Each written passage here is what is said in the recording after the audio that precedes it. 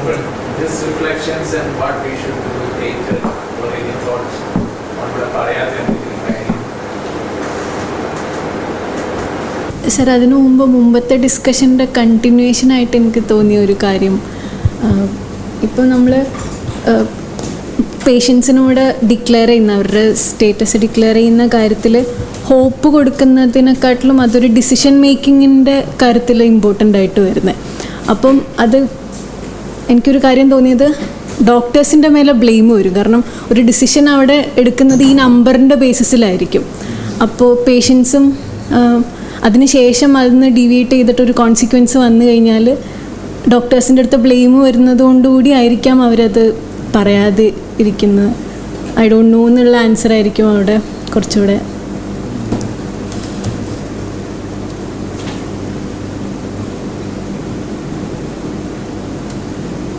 പിന്നെ ഇത് കുറച്ചുകൂടെ സങ്കീർണമായിട്ടുള്ള കേസസ് നമ്മൾ പലപ്പോഴും വരിക, അതിന് പല ആസ്പെക്റ്റും ഉണ്ടാവും. ഓക്കെ, എനിക്കറിയുന്ന ഒരു കേസ് ഞാൻ പറയുവാണെങ്കിൽ അവിടെ ഒരു പേഷ്യൻ്റ് ഒരു 25 ഇയേഴ്സ് മുമ്പ് RHD ഉള്ള ഒരു പേഷ്യൻ്റ്, ഒരു റുമാറ്റിക് ഹാർട്ട് ഡിസീസ് ആണ്. അതിനുള്ള സർജറി കഴിഞ്ഞു, റിക്കവേർഡായി. അതിനുശേഷം കുറച്ച് വർഷങ്ങൾക്ക് ശേഷം ഒരു സെപ്റ്റിക് ആർത്രൈറ്റിസ് വരികയാണ്. അതായത് ഒരു ഹിപ്പ് ജോയിൻറ്റിൽ ഒരു ഇൻഫെക്ഷൻ വന്നു. അത് ട്രീറ്റ്മെൻ്റ് എടുത്തു. ആ ഇൻഫെക്ഷൻ വാഷ് ഔട്ട് ചെയ്തിട്ട് പിന്നെ അവർ നടക്കാൻ തുടങ്ങി. പക്ഷെ അവിടെ ഒരു ബോണ് കുറേ പോർഷൻ പോയിട്ടുണ്ടെങ്കിലും അവിടെ റീപ്ലേസ്മെൻ്റ് ഒന്നും ചെയ്യാതെ നടക്കാൻ തുടങ്ങി. പിന്നെ അത് ഒരു 17 വർഷം അത് കണ്ടിന്യൂ ചെയ്തു. പിന്നീട് അതേ ഒരു ഇഷ്യൂ വരികയാണ്. അവിടെ ഒരു 1 മന്ത് ആ ഒരു വാഷ് ഔട്ടിന് ശേഷം ആൻറ്റിബയോട്ടിക് യൂസ് ചെയ്ത് അത് റിക്കവർ ആയതാണ്. 17 ഇയേഴ്സിന് ശേഷം അത് പിന്നെയും അങ്ങനെയുള്ളവർക്ക് പ്രായം ചെല്ലുമ്പം ആർത്രൈറ്റിസ് വരുന്നത് പോലെ പെയിന് വന്ന് ആർത്രൈറ്റിസായി ഡോക്ടറെ കണ്ട് അവർ ഹിപ്പ് റീപ്ലേസ്മെൻറ്റ് സജസ്റ്റ് ചെയ്തു. ഹിപ്പ് റീപ്ലേസ്മെൻറ്റ് സജസ്റ്റ് ചെയ്യുന്ന സമയത്ത് അവർ കുറേ ടെസ്റ്റൊക്കെ ചെയ്യുമല്ലോ, പിന്നെയും ഇൻഫെക്ഷൻ ഉണ്ടോ എന്നുള്ള. ടെസ്റ്റിൽ എല്ലാം നോർമലായിരുന്നു. ഇൻഫെക്ഷൻ്റെ ഒരു രീതിയിലുള്ള സിംറ്റം ഉണ്ടായിരുന്നില്ല. സോ സർജറി പ്രൊസീഡ് ചെയ്തു. റീപ്ലേസ്മെൻറ്റ് ഓൺ തിയേറ്ററാണ് മനസ്സിലാവുന്നത്. അവർ സാമ്പിൾ അയച്ചപ്പം സെയിം ബാക്ടീരിയ ആഫ്റ്റർ 17 ഇയേഴ്സ് ലൈവായിട്ട് കൾച്ചർ ചെയ്ത് കിട്ടിയെന്നുള്ളത്. അപ്പം ഇൻഫെക്ഷൻ ഉള്ള സമയത്ത് റീപ്ലേസ്മെൻറ്റ് അത് ഭയങ്കര കോംപ്ലിക്കേറ്റഡ് ആണ്. റീപ്ലേസ് ചെയ്ത് കഴിഞ്ഞാൽ അത് പിന്നെ ആ ഒരു ഇംപ്ലാന്റിനകത്തോട്ട് ഇൻഫെക്ഷൻ വരാൻ ചാൻസ് ഉണ്ട്. അത് പിന്നെ ഒരു മുഴുവൻ റിമൂവ് ചെയ്ത് ഒരുപാട് കോംപ്ലിക്കേഷൻസ് ആണ്. അപ്പോൾ അവിടെ ഒരു ഡിസിഷൻ എടുക്കണം, ഈ ട്രാൻസ്പ്ലാന്റിലോട്ട് പോകണോ അതോ ആ ഒരു കാലം നടക്കാനാവാത്ത രീതിയിൽ അത് മൊത്തം റിമൂവ് ചെയ്ത് മാത്രം കളയണോ എന്നുള്ളൊരു ഡിസിഷനാണ്. ഇവിടെ ബാക്ടീരിയ അവിടെ ഉണ്ടോ ഇല്ലയോ എന്ന് നമ്മളിപ്പോൾ ഒരു കോഴ്സ്, മാക്സിമം കോഴ്സ് ഒരു മേ ബി 3 months ആണ്. ആൻറ്റിബയോട്ടിക്കിൻ്റെ ഒരു കോഴ്സ് ആണെങ്കിൽ അത് മാക്സിമം എടുത്തതിന് ശേഷവും അവിടെ ബാക്ടീരിയയുടെ പ്രസൻസ് ഇല്ല എന്നുള്ളത് ഉറപ്പിക്കാൻ വേറെ വഴിയൊന്നുമില്ല. അപ്പം അവിടെ ഒരു ഡിസിഷൻ മേക്കിംഗ് എന്ന് പറയുന്നത് ഭയങ്കര ക്രൂഷ്യലാണ്. എനിക്കവിടെ തോന്നിയത്, അവിടെ പേഷ്യൻസിന് ഒബ്വിയസ്ലി കുറേ കാര്യങ്ങളുണ്ട്. ഇപ്പം നമ്മൾ ചെയ്യേണ്ട കാര്യങ്ങളെല്ലാം ചെയ്തതിന് ശേഷം റീപ്ലേസ്മെൻറ്റ് പ്രൊസീഡ് ചെയ്ത് കഴിഞ്ഞാൽ നടക്കാൻ പറ്റുമായിരിക്കും. പക്ഷെ ലൈഫ് ലോങ് ഒരു റിസ്കിൻ്റെ മേലെ ജീവിക്കേണ്ടി വരും. അതായത് എപ്പോഴാണ് ഈ ഒരു ബാക്ടീരിയ ഇൻഫെക്ഷൻ വരിക, പിന്നെ വന്നു കഴിഞ്ഞാൽ അതിൻ്റെ കോംപ്ലിക്കേഷൻസ് ലൈഫ് ത്രെട്ടനിങ് ആയിരിക്കും. ആ റിസ്കിൻ്റെ മേലെ ജീവിക്കണോ അതോ റിസ്ക് എല്ലാം മാറ്റി വെച്ച് മുന്നോട്ട് നടക്കാത്ത രീതിയിൽ എന്നാൽ റിസ്കിനെ ചൂസ് ചെയ്യാതെ ജീവിക്കണം എന്നുള്ളത് അൾട്ടിമേറ്റ്ലി ആ ഇൻഡിവിജ്വലിൻ്റെ റൈറ്റാണ്, ആ ഒരു ചോയ്സ് എന്ന് പറയുന്നത്. പക്ഷേ ഇവിടെ ഈ ഡേറ്റയ്ക്ക് എല്ലാത്തിനും പുറമെ എനിക്ക് തോന്നിയത്, ഒരുപാട് ഈ ഒരു ഏരിയയിൽ എക്സ്പീരിയൻസ്ഡ് ആയിട്ടുള്ള ഡോക്ടർക്കായിരിക്കും, അവർ ചിലപ്പോൾ ആ ഡേറ്റ വേറെ എവിടെയെങ്കിലുമുള്ള ഡേറ്റ വെച്ചിട്ടായിരിക്കില്ല അവർക്ക് പുറത്ത് പറയാൻ, അല്ലെങ്കിൽ എക്സ്പ്ലിസിറ്റ്ലി പറയാൻ കഴിയുന്ന ഡേറ്റ വെച്ചിട്ട് പോലും ആയിരിക്കില്ല. പക്ഷെ ഇവരുടെ ഇത്രയും പേഷ്യൻസുമായിട്ട് ഡീൽ ചെയ്തിട്ടുള്ള വർഷങ്ങളായിട്ടുള്ള എക്സ്പീരിയൻസ് ആയിരിക്കും അവിടെ ഒരു ബെറ്റർ ചോയ്സ് എടുക്കാൻ ആ ഡോക്ടറിന് ഹെൽപ്പ് ചെയ്യുക. സോ ഒബ്വിയസ്ലി പേഷ്യൻസിൻ്റെ അടുത്ത് ഒപ്പീനിയൻ ചോദിക്കേണ്ട കാര്യങ്ങളുണ്ട്. അത് എല്ലാം ഡിസ്ക്ലോസ് ചെയ്തുകൊണ്ടാവണം എന്നില്ല. Ultimately it's on the experience doctor എന്നാണ് എനിക്കവിടെ തോന്നിയിട്ടുള്ളത്. പിന്നെ ഒരുപാട് ഈ ഓരോ ആൻറ്റിബയോട്ടിക് എടുക്കുന്ന സമയത്തും അതിൻ്റെ സൈഡ് ഇഫക്ട്സ് വേറെ വേറെ ആയിരിക്കും. അപ്പം ഇതുപോലത്തെ കുറേ ഫാക്ടേഴ്സൊക്കെ ചേർന്ന്, പിന്നെ ഇതേ പേഷ്യൻറ്റിന് ഇത്രയും വർഷം മുമ്പ് RHD ഉണ്ടായിരുന്നു. അപ്പോൾ RHD ഉള്ളൊരു പേഷ്യൻറ്റിന് സർജറിയുടെ സമയത്തുള്ള കോംപ്ലിക്കേഷൻസ്, അപ്പം ഇതെല്ലാം നമുക്ക് വേറെ ഒരു ഡേറ്റാ സെറ്റിനെക്കാട്ടിലും ഈ ഇൻഡിവിജ്വലിൻ്റെ കേസും ഈ ഡോക്ടേഴ്സിൻ്റെ എക്സ്പീരിയൻസും ബേസിക്കലി അങ്ങനെ. Can I complicate it further? അതായത് പിന്നെ ഇത് ആ സെൻട്രി ഇവിടെ നമ്മൾ കരുതുന്നത് ഒരു പിന്നെ ഒരു പെർഫെക്റ്റ് പ്രിൻസിപ്പൽ ഏജൻസി റിലേഷൻഷിപ്പ് എന്നൊരു സങ്കല്പം ഇവിടെ പൊതുവിലുണ്ട്. അതുണ്ടെങ്കിൽ അത് ഉണ്ടെന്നുള്ളൊരു അസംഷനിലാണ് യഥാർത്ഥത്തിൽ ഈ ഒരു കാര്യം നമ്മളിങ്ങനെ നേരത്തെ സൂചിപ്പിച്ചില്ലേ, ഡോക്ടറിന് നമ്മൾ ഏൽപ്പിച്ചു കൊടുക്കുന്നു എന്നുള്ളത്. അത് പൊതുവിലെല്ലാ പ്രൊഫഷണൽസിലും അത് ആപ്ലിക്കബിളാണ്. അപ്പോൾ നമ്മളൊരു അഡ്വക്കേറ്റിൻ്റെ അടുത്ത് പോകുമ്പോൾ ഇറ്റ് ഹാപ്പൻസ്, നമ്മളൊരു മെക്കാനിക്കിൻ്റെ അടുത്ത് പോകുമ്പോൾ ഇറ്റ് ഹാപ്പൻസ്. ഇവിടെ കുറച്ചത് വളരെ പിന്നെ കുറേ കൂടെ സങ്കീർണമാണ് പല കാരണങ്ങളും. ഒന്ന്, ഈ പെർഫെക്റ്റ് പ്രിൻസിപ്പൽ ഏജൻസി റിലേഷൻഷിപ്പ് എന്ന് നമ്മൾ ഉദ്ദേശിക്കുന്നത്, എനിക്ക് കാരണം ഈ പേഷ്യൻ്റ് എന്നുള്ള നമ്മൾ വാക്ക് ഉപയോഗിക്കുമ്പോൾ തന്നെ യഥാർത്ഥത്തിൽ പല തീരുമാനം എടുക്കാനുള്ള പല ഫാക്കൽറ്റിയും നഷ്ടപ്പെടുന്നു. അപ്പോൾ എനിക്ക് വേണ്ടിയിട്ട് പൂർണ്ണമായിട്ടും എൻ്റെ സ്ഥാനത്തിരുന്നുകൊണ്ട് മറ്റൊരാൾ തീരുമാനം എടുക്കുന്നു എന്നുള്ളതാണ് നമ്മൾ അതിനകത്ത് പറഞ്ഞിട്ടുള്ള എല്ലാ കോൺസ്ട്രെയിൻസും കോംപ്ലിക്കേഷൻസ് എല്ലാം ഉണ്ട്. അതുകൂടാതെ ഇതേ ഡോക്ടർ എൻ്റെ മാത്രം ഏജൻ്റല്ല, മറ്റു പലരുടെയും ഏജൻ്റാണ്. അങ്ങനെ വരുമ്പം ഈ ചിത്രം വളരെ വഷളാവില്ലേ? അതായത് the firm appointing him to the the drugs industry, then 3 then the diagnostic industry, ഇതെല്ലാം കൂടെ ആകുമ്പം നമുക്ക് അങ്ങനെയാണ് യഥാർത്ഥത്തിൽ ട്രസ്റ്റ് എന്നൊരു സാധനം പൂർണ്ണമായിട്ടും ഇല്ലാതായി മാറും. നേരത്തെ നമ്മളിങ്ങനെ ഏൽപ്പിച്ചു കൊടുക്കുന്നൊരു സാധനം അത് യഥാർത്ഥത്തിൽ ആരുടെ കയ്യിലാണ് ഏൽപ്പിക്കുന്നത് എന്നുള്ളൊരു മൊത്തത്തിലൊരു പ്രശ്നം കൂടെ ഇതിനകത്ത് വരുന്നുണ്ട്. അങ്ങനെയാണ് നമ്മളിപ്പോൾ പല ആശുപത്രിയിലും പോകുമ്പോൾ പിന്നെ ഏൽപ്പിച്ചു കൊടുക്കാൻ പറ്റില്ല. മാത്രമല്ല ഈ ഡോക്ടർ ഷോപ്പിംഗ്, ഹോസ്പിറ്റൽ ഷോപ്പിംഗ് ഒക്കെ പല സ്ഥലങ്ങളിലും ചെയ്യേണ്ടി വരുന്നതും ഈവൻ അവിടെയും ഈ ഒരു പക്ഷേ നമ്പേഴ്സൊക്കെ പലപ്പോഴും ഗൈഡ് ചെയ്യും. ഫോർ എക്സാമ്പിൾ ഇപ്പോൾ ഒരു ലിവർ ട്രാൻസ്പ്ലാന്റിന് ഇന്ന ഹോസ്പിറ്റലാണോ സക്സസ് റേറ്റ് കൂടുതലായിട്ടുള്ളത്, മറ്റൊരിടത്ത് പിന്നെ ഈ പറഞ്ഞ പോലെ സക്സസ് ഫെയിലിയർ റേറ്റാണോ ഇന്ന സ്ഥലത്ത് കൂടുതൽ. എനിക്കോണ്ട് ഇങ്ങനെയൊക്കെയുള്ള കുറേ കാര്യങ്ങൾ എനിക്ക് തോന്നുന്നു you must have already experience it, right? ഇത്തരത്തിലുള്ളത്. അതുകൊണ്ട് തന്നെ it's very very complicated I think. Sir, പിന്നെ you can guide as well being a medico as well as understanding so on.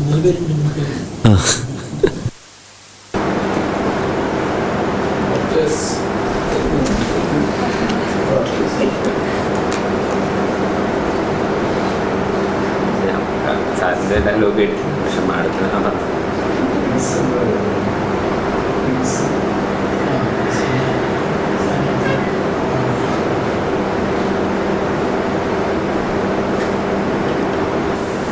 Actually സാറിൻ്റെ ഭാഗം ഞങ്ങളിവിടെ അറ്റൻഡൻസ് ഷീറ്റ് നോക്കിക്കൊണ്ടിരിക്കുകയാണ്, അതുകൊണ്ട് കേട്ടില്ല.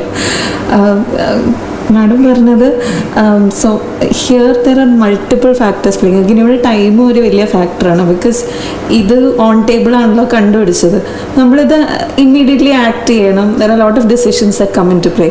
So again what is as you mentioned, experience is one right thing, but the other side is what if something goes wrong, then they might sue the doctor. So I would still go with evidence based medicine. evidence based ഇല്ല എന്ന് പറഞ്ഞെങ്കിലും നമുക്കൊരു സപ്പോർട്ടിന് I would still go with evidence based rather than experience, because sometimes experience might be outdated. ഇപ്പം നമ്മൾ കുറേ പേര് പണ്ട് തൊട്ട് ചെയ്യുന്ന കുറേ ടെക്നീക്സ് ഉണ്ട് which is actually outdated. So if there is recent updates on it, പഴയ കുറേ ആൾക്കാർ they still stick to the old system, and even if you argue with them they'll still say this is what works and this ഇപ്പം എനിക്ക് ഇത്രയും patients this has worked for them. But unfortunately, I don't go with that school of thought.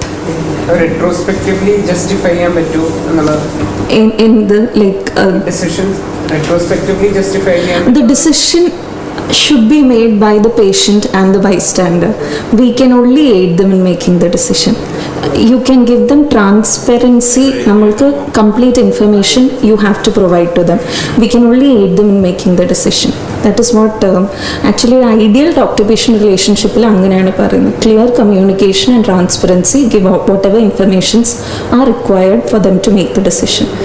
Ultimately അവരാണ് decide ചെയ്യേണ്ടത്. If they are not willing, ഇപ്പം അച്ഛൻ നേരത്തെ ഒരു case പറഞ്ഞ പോലെ ആദ്യത്തെ കൺസൾട്ടൻറ്റ് ഈ സർജറി ചെയ്യണമെന്ന് പറഞ്ഞു, അവർ കൺവിൻസ്ഡ് ആയിരുന്നില്ല. They went to other doctors, they were convinced, they came forward and they went forward with the surgery. So ultimately they made the decision after they got all the information. അത് burden is actually on the patient and the bystanders. പക്ഷേ പിന്നെയുള്ള എന്തെങ്കിലും complication വന്നു കഴിഞ്ഞാൽ അതിനുള്ള ഒരു precautionary മെഷറും കൂടാണിത്. ആൻഡ് ആക്ച്വലി നമ്മൾ പഴയ പോലെ അല്ല, ഇപ്പം മിക്കവരും വളരെ എഡ്യൂക്കേറ്റഡ് ആണ് patients and the bystanders regarding the disease. So that is how they should B also. ഒരു വൺ സൈഡഡ് പവർ മെക്കാനിക്സ് അല്ലല്ലോ ഇവിടെ. So I feel that's how it should be. But I don't know, you can debate on it. പക്ഷേ നല്ലൊരു ഡിസ്റ്റിങ്ഷനാണ്. അതായത് നമ്മളെപ്പോഴും ഒരു experience ഡോക്ടറെ കാണുന്നതാണ് നമ്മൾ ആഗ്രഹം. അതായത് കൈപ്പുണ്യം എന്ന് പറയുമ്പോഴാണ് മറിച്ച് ഡോക്ടർമാർ പറയും ഞങ്ങളുടെ എക്സ്പീരിയൻസ് കണക്കരുത്, നമ്മുടെ എവിഡൻസ് വേണം. അതായത് എക്സ്പീരിയൻസ് ഡസൻ മാറ്റർ. ഇപ്പം നമ്മൾ മാത്തമാറ്റിക്സിലാണ് എക്സ്പീരിയൻസ് മാറ്റർ ചെയ്തത്. They all follow the same procedure. So the idea is that if there is a mathematical theorem, it can be proved by a great mathematician and a first year student. They follow it. It's only a matter of time after that everybody should be able to follow. So നമ്മുടെ experience എന്ന് പറയുമ്പോൾ അങ്ങനെയല്ല. പക്ഷെ അതിനൊരു logic ഉണ്ട്. അതാണ് നമ്മൾ ഇപ്പോൾ എക്സ്പീരിയൻസ് പറഞ്ഞു കഴിഞ്ഞാൽ നമുക്കൊരു എല്ലാത്തിനും ഒരു ജനറൽ പ്രിൻസിപ്പിൾസ് ഉണ്ട്. പക്ഷെ നമുക്കൊരു കേസ് കിട്ടിക്കഴിയുമ്പോൾ ആ കേസിന്റെ ബേസിൽ ഏതാണ് റെലവൻറ്റ് ജനറൽ പ്രിൻസിപ്പിൾ എന്ന് ചൂസ് ചെയ്യാൻ പറ്റണം. ഈ ജഡ്ജിമാർ എങ്ങനെയാണല്ലോ കോടതിയിൽ, അതായത് അവർക്കൊരു കേസ് കിട്ടിക്കഴിഞ്ഞാൽ അവർ കോൺസ്റ്റിറ്റ്യൂഷണൽ പ്രിൻസിപ്പിൾസ് ചെയ്ത് ഡിറൈവ് ചെയ്യല്ല പനിഷ്മെന്റ്, പ്രിസിഡൻസ് നോക്കും. അതായത് ഇതിനു മുമ്പ് ഈ നോളേജ് എങ്ങനെയാണ് അപ്ലൈ ചെയ്തിരുന്നത് അത് കാണാനുള്ള ഒരു കഴിവാണ് ഇത്. അപ്പൊ ഇത് രണ്ട് വാസ്തവത്തിൽ മെഡിസിനകത്ത് ഈ എക്സ്പീരിയൻസ് സാധനമുണ്ട്. നമുക്കൊക്കെ അറിയാം ആരുടെ അടുത്ത് പോകണമെന്ന്. ഇവരുടെ ഡിഗ്രി നോക്കിയിട്ടൊന്നും അല്ല നമ്മൾ പോകുന്നത്. രണ്ട്, ഈ എവിഡൻസ് അവരുടെ ഇന്നർ സ്ട്രക്ചർ എഡ്യൂക്കേഷൻ്റെ ഇതാണ്. പിന്നൊന്ന് ലീഗൽ, അതാണ് ലീഗൽ ഡിസിഷൻ. ഈ ലോജിക്കൽ ഡിസിഷൻ ഉണ്ട്, എക്സ്പീരിയൻസ് ബേസ്ഡ് ഡിസിഷൻ ഉണ്ട്, ലീഗൽ ഡിസിഷൻ ഉണ്ട്. ഇതിനകത്ത് കിടന്നാണ് ഇത്. പക്ഷെ അതിനകത്ത് എനിക്ക് നമ്മൾ എപ്പോഴും ഈ പേഷ്യൻ്റ് ചോയ്സ് എന്ന് പറയുന്നത് പേഷ്യൻ്റ് ഓവർലോഡ് ചെയ്യുന്ന ഒരു കാര്യമാണ്. എനിക്കിതുവരെ ഒരു അനുഭവമുണ്ട്. ഇത് ലിവർപൂളിൽ എനിക്ക് പല്ലുവേദന അവിടുത്തെയാണ് ഏറ്റവും one of the major dental school. So university recommended me. I went there. I went through all the X-rays and all that. Then I was called for a PowerPoint presentation by 3 doctors. They gave me all the options and said you have to choose. I said I refuse to choose. I have nothing to know. I don't know anything about anatomy, and you are supposed to do it. And I said I can give it in writing that you have to take a decision. You will know. But they just put up a performance and say that finally, how do I go by with a better PowerPoint slide? അപ്പോൾ അത് നമ്മൾ ആലോചിക്കണം. ഈ ഡെമോക്രസിയാണോ നമ്മൾ work ചെയ്തത്? അതായത് the patient should decide. പക്ഷെ നമ്മളിപ്പോൾ നമ്മളൊരു മ്യൂസിക് പെർഫോമൻസ് പറയും കഴിഞ്ഞാൽ the musician decides what are the compositions. He doesn't ask the people to do it, right? There's no democracy there. Everybody should decide how I should do it or no. There are great artists. അപ്പോൾ അങ്ങനെ ഒരു concept ഒരു great doctor എന്ന് പറയുന്നത് നമ്മൾ ഒരെണ്ണത്തിന് service പ്രൊവൈഡേഴ്സും മറ്റേതൊരു like it's not this is a service to a specific end. Identify there is a room for this experienced one, right? Which doctors, a modern doctor will deny this, and we are not such experts. We are just job service providers. Right? That's the thing. So that's the same logic which you all follow. എൻ്റെ മകൻ്റെ കൈ ഒടിഞ്ഞപ്പോഴേ എൻ്റെ സുഹൃത്ത് ഒരു സ്കൂളിൽ വെച്ച് football കളിച്ചപ്പോൾ രണ്ടും കൈ ഒടിഞ്ഞു. അപ്പോൾ അവർ സ്കൂളിൽ ഹോസ്പിറ്റലിൽ കൊണ്ടുപോയപ്പോൾ ഓപ്പറേഷൻ വേണമെന്നൊക്കെ പറഞ്ഞു. അപ്പോൾ പിന്നെ നമ്മളൊക്കെ അറിഞ്ഞു തന്നപ്പോൾ ചെയ്യണ്ട, നമ്മൾ സെക്കൻഡ് ഒപ്പീനിയൻ അറിഞ്ഞിട്ട് ചെയ്യാമെന്ന് പറഞ്ഞ് ഞങ്ങളുടെയൊക്കെ ഒരു ഫ്രണ്ടായിട്ടുള്ളൊരു ഓർത്തഡെടുത്ത് വന്നു. എന്നിട്ട് വീട്ടിൽ താമസിച്ചിട്ട് ഒരു ചോദ്യം ചോദിച്ചു, നല്ല കൈ വേണോ നല്ല എക്സ്റേ വേണോ എന്ന് ചോദിച്ചു. നല്ല എക്സ്റേ വേണമെന്ന് പറയുമ്പോൾ പ്ലേറ്റ് ഒക്കെ ഇട്ട് കംപ്ലീറ്റ് ആയിട്ട് കറക്റ്റായിട്ടുള്ള നല്ല ഭംഗിയുള്ള എക്സ്റേ. ഞാൻ കൈ മതി, ഒന്നും ചെയ്തില്ല. പുള്ളി വളരെ സൂക്ഷിച്ച് പ്ലാസ്റ്റിക് തിരിച്ച് പറഞ്ഞു വിട്ടു.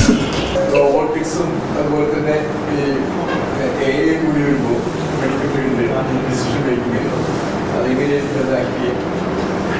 കാരണം ഡോക്ടറുടെ നോളജാണോ ഇതിൻ്റെ നോളജാണോ? ഈ എല്ലാ ഡോക്ടർമാരും കിട്ടുന്ന ഈ ടാസിറ്റ് നോളജ് എന്ന് പറഞ്ഞൊരു ഏരിയ ഉണ്ടല്ലോ, ഈ എക്സ്പീരിയൻസിൽ നിന്ന് എല്ലാ സ്കിൽഡ് വർക്കേഴ്സിനും ഗെയിൻ ചെയ്യുന്നത്. ഇപ്പോൾ ഡോക്ടർ പറഞ്ഞ ഒരു കേസിലും എവിഡൻസ് ബേസ്ഡ് ഇപ്പോൾ ഒരു പെർട്ടിക്കുലർ സർജറി ചെയ്യുമ്പോൾ ഒരു എക്സ്പീരിയൻസ് സ്കിൽഡ് ആയിട്ടൊരു സർജൻ ചെയ്യുന്നതും ചിലപ്പോൾ രണ്ടുപേരും ചെയ്യുന്ന മെത്തേഡ് ഒന്ന് തന്നെയായിരിക്കും, പക്ഷെ അവിടെ ആ ഒരു ഇയാളുടെ ഉള്ളിലുള്ള എത്ര നാളത്തെ അനുഭവം എന്ന് പറഞ്ഞ സാധനം മാറ്റർ ചെയ്യുന്നില്ലേ? അല്ല, അങ്ങനെ എനിക്ക് നിരവധി ഉദാഹരണങ്ങളുണ്ട്. ഇതുപോലെ ഈ പറഞ്ഞ പ്രാക്ടീസ്, അതായത് എവിഡൻസ് ബേസ്ഡില് കാണാനേ പറ്റിയിട്ടില്ല, പക്ഷെ അതേസമയം തന്നെ ഈ തരത്തിൽ ഡോക്ടറുടെ ഒരു നോളജോ അല്ലെങ്കിൽ ഇതിന്റെ ഭാഗമായിട്ടാണ് പലരും തിരിച്ചറിഞ്ഞത്. ഡോക്ടർ പറഞ്ഞ പോലെ ടൈം കൺസ്ട്രെയിൻ്റ് ഉണ്ടല്ലോ, ഇപ്പോൾ നമ്മൾ എവിഡൻസിന് വേണ്ടി വെയിറ്റ് ചെയ്യാൻ പറ്റൂല പല സമയത്തും. പിന്നെ ഇപ്പോൾ ഈ ബാക്ടീരിയ സ്യൂഡോമോണാസ് എന്ന് പറഞ്ഞ കുറച്ച് കോംപ്ലിക്കേറ്റഡ് ആയിട്ടുള്ള ബാക്ടീരിയ ആണ്. അതിൻ്റെ എവിഡൻസ് പറയുന്നത് if you don't see the presence of bacteria by any test, ഒരു 3 മാസം അത് കണ്ടില്ലെങ്കിൽ ദാറ്റ് മീൻസ് 3 മാസം ആ ബാക്ടീരിയയുടെ പ്രസൻസ് ഒരു ഇൻഫെക്ഷൻ ആയില്ലെങ്കിൽ അത് പിന്നീട് ഒരിക്കലും വരില്ല എന്നാണ് എവിഡൻസ് പറയുന്നത്. പക്ഷെ 17 വർഷത്തിന് ശേഷമാണ് അത് പിന്നെ ആ ഒരു കേസ് വരുന്ന സമയത്ത് ആ ഡോക്ടർക്കാണ് ഈ എക്സ്പീരിയൻസ് അതിൻ്റെ കിട്ടുന്നത്. Then how he deals with it and അവരുടെ പിന്നീടുള്ള ആ ഡോക്ടറിൻ്റെ experience matters in that way. പിന്നെ പല കാര്യത്തിൽ ഇത് നമുക്ക് പേഷ്യൻസിന് ക്യൂരിയോസിറ്റി ഉണ്ടാവും. ക്യൂരിയോസിറ്റീൻ്റെ ബേസിലെടുക്കുന്ന ഡിസിഷൻസ് സോ ഇവരുടെ ക്യൂരിയോസിറ്റി വാസ് ലൈക്ക് ഇത് റിമൂവ് ചെയ്തിട്ട് നടക്കാതിരിക്കുന്ന ആ ഒരു സിറ്റുവേഷനിൽ എങ്ങനെയായിരിക്കും ലൈഫ് എന്നുള്ളതായിരുന്നു. അതിനുള്ള എവിഡൻസ് ഡോക്ടർക്ക് പറഞ്ഞു കൊടുക്കാൻ പറ്റുന്നത് ഡോക്ടർ ഡീൽ ചെയ്തിട്ടുള്ള ആൾക്കാരുടെ ഫ്യൂച്ചർ എന്തായി എന്നുള്ളത് വെച്ചിട്ടാണ്. അതിനൊക്കെ നമുക്ക് എല്ലാത്തിനും evidence I don't think we can go fetch that. എനിക്ക് ഡോക്ടർ ചോദിക്കാൻ ഒരു ഇതാണ്, ഇപ്പോൾ എന്തുകൊണ്ടാണ് നിങ്ങളുടെ ഒരു ഇൻസ്റ്റിങ്റ്റീവായിട്ട് വരുന്ന അല്ലെങ്കിൽ ഇൻഡ്യൂഷണലായിട്ട് ഓവറൊക്കെ ഒരു 30 വർഷം ഡോക്ടർ ജോലി ചെയ്തെന്ന് വിചാരിച്ച്, എന്നിട്ട് ഈ 30ാമത്തെ വർഷത്തിൽ ഒരു പെർട്ടിക്കുലർ സിനാരിയോ വരുന്നു, എവിഡൻസ് ബേസ്ഡ് ഒരു ഇതിൽ വരുന്നു, പക്ഷെ നിങ്ങൾക്ക് സ്ട്രോങ് ആയിട്ട് ഇൻഡ്യൂട്ടീവ്ലി തോന്നുന്നു വേറൊരു മെത്തേഡിൽ എനിക്ക് പ്രൊസീഡ് ചെയ്യാമെന്ന് തോന്നുന്നു. അവിടെ എന്തുകൊണ്ടായിരിക്കും ഇൻഡ്യൂഷനെ ട്രസ്റ്റ് ചെയ്യാതെ ഈ എവിഡൻസിലേക്ക് പോകുന്നത്? ആ റെസ്പോൺസിബിലിറ്റിയോടുള്ളൊരു പേടിയാണ്. റെസ്പോൺസിബിലിറ്റിയോടുള്ള പേടിയുണ്ട്, but more than that you would be practising the correct way till now. ഇപ്പം നമ്മൾ ഇത്രയും നാൾ ഇപ്പോൾ ഇതൊരു സർജറി ആണെങ്കിൽ ഏറ്റവും അപ്ഡേറ്റഡ് ആയിട്ടുള്ള മൊഡാലിറ്റി ആയിരിക്കും നമ്മൾ യൂസ് ചെയ്യുന്നത്.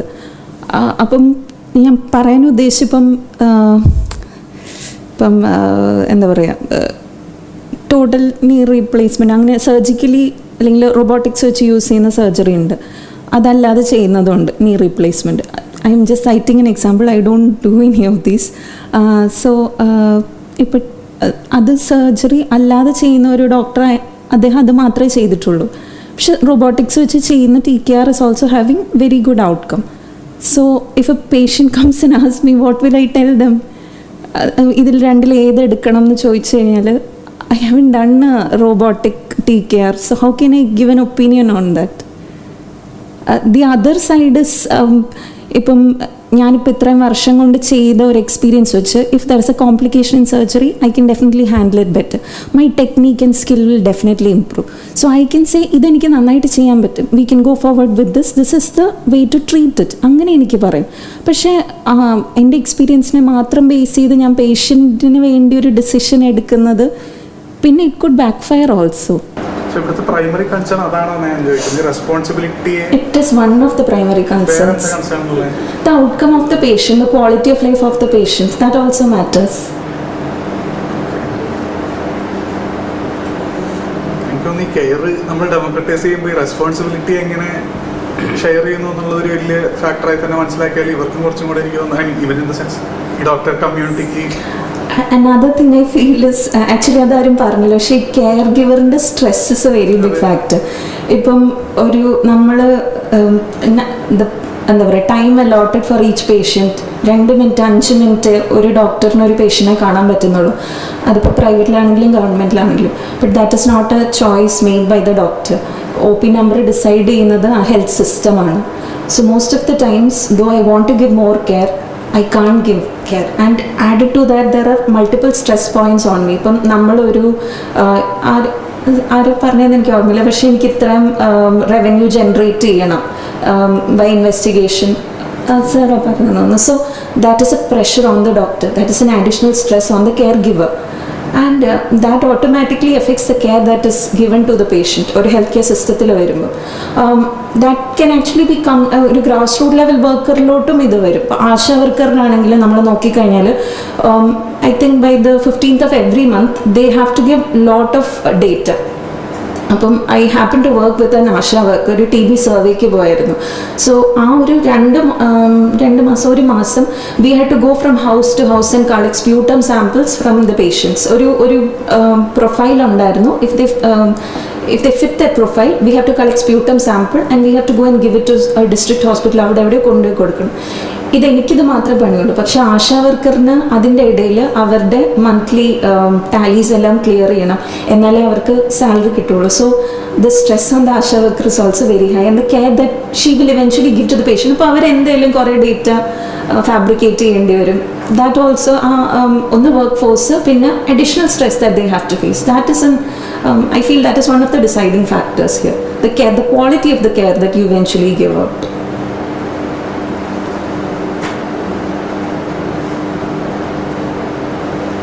എവിഡൻസ് ബേസിനെ കുറിച്ച് എനിക്ക് തോന്നുന്നത് ഓരോ പ്രാവശ്യം ഇപ്പോൾ ഒരു അൺയൂഷ്വൽ കേസ് കണ്ടു കഴിയുമ്പം next time we experiment on it, അല്ലെങ്കിൽ we study further on it.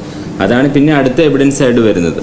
അപ്പം science is always evolving, even the medicine is evolving. പണ്ട് നടന്ന ഇപ്പം അഡ്വാൻസ് ചെയ്തുകൊണ്ടിരിക്കുകയാണ്.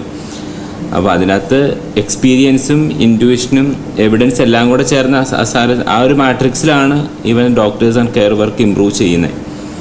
അപ്പം ഇന്നത്തെ evidence tomorrow gets outdated and a new evidence can come out. അത് വരുന്നത് ഇത്തരത്തിലുള്ള ഈ അൺയൂഷ്വൽ കേസ് സിനാരിയോസ് ആണ് വരുന്നത്. ഞാൻ പെർട്ടിക്കുലർലി പറഞ്ഞപ്പോൾ നേരത്തെ സംസാരിച്ചപ്പോൾ പറഞ്ഞില്ലായിരുന്നു ഒരു ഓൾഡ് സ്കൂൾ വേഴ്സസ് ആ ഒരു കോണ്ടെക്സ്റ്റിലാണ് സംസാരിച്ചത്. അപ്പോൾ അയാൾക്ക് സെൻസ് ആ ഓൾഡ് സ്കൂളിൽ പെടുന്ന സർജൻ ഒരു പക്ഷേ ഇൻഡ്യൂട്ടീവ്ലി വളരെ ക്ലിയർ ആയതുകൊണ്ടായിരിക്കാം മേ ബി പുള്ളി. സോ ആക്ച്വലി ഇത് വേറൊരു I just know this doctor. He was my mother's orthopedician. So he has worked in the army and then പുള്ളിക്ക് ഉണ്ടായ ഒരു കേസിനെ പറ്റി പറഞ്ഞു. അപ്പം ഏതോ ഒരു ക്വാഡ്രിപ്ലീജിയോ അങ്ങനെ എന്തോ കേസായിരുന്നു. So they called him up, why did you do this to this patient? ഈ ഒരു സർജറി എന്തിനാ ചെയ്ത്? There was a better surgery that you could have done എന്നായിരുന്നു ക്വസ്റ്റ്യൻ വന്നത്. So he said, based on my experience, ഇങ്ങനെയാണ് I went forward with it. Based on my knowledge, this is what I did to the patient. പുള്ളിക്ക് കുഴപ്പമൊന്നും പറ്റിയില്ല. പക്ഷെ that is A thing, you know, if N argument comes eventually നമ്മൾ ഇതൊക്കെയാണ് നോക്കുന്നത്. So I feel eventually സ്യൂഡാവാതിരിക്കാൻ വേണ്ടിയാണ് പകുതി പേര് നമ്മൾ ആ ഡിസിഷൻ എടുക്കുന്നത്. ഡിഫെൻസീവ് മെഡിസിൻ എന്ന് പറയുന്ന സംഭവം ഈ ഡെമോക്രാറ്റൈസിങ് ദിസ് പർട്ടിക്കുലർ ഇഷ്യൂ, ഈ ചോയ്സ് അത് ഫർദർ കോംപ്ലിക്കേറ്റഡ് അല്ലേ? കാരണം ഏത് തരം സംവിധാനത്തിലാണ് നിങ്ങൾ പ്രവർത്തിക്കുന്നതനുസരിച്ചിട്ട്. ഫോർ എക്സാമ്പിൾ,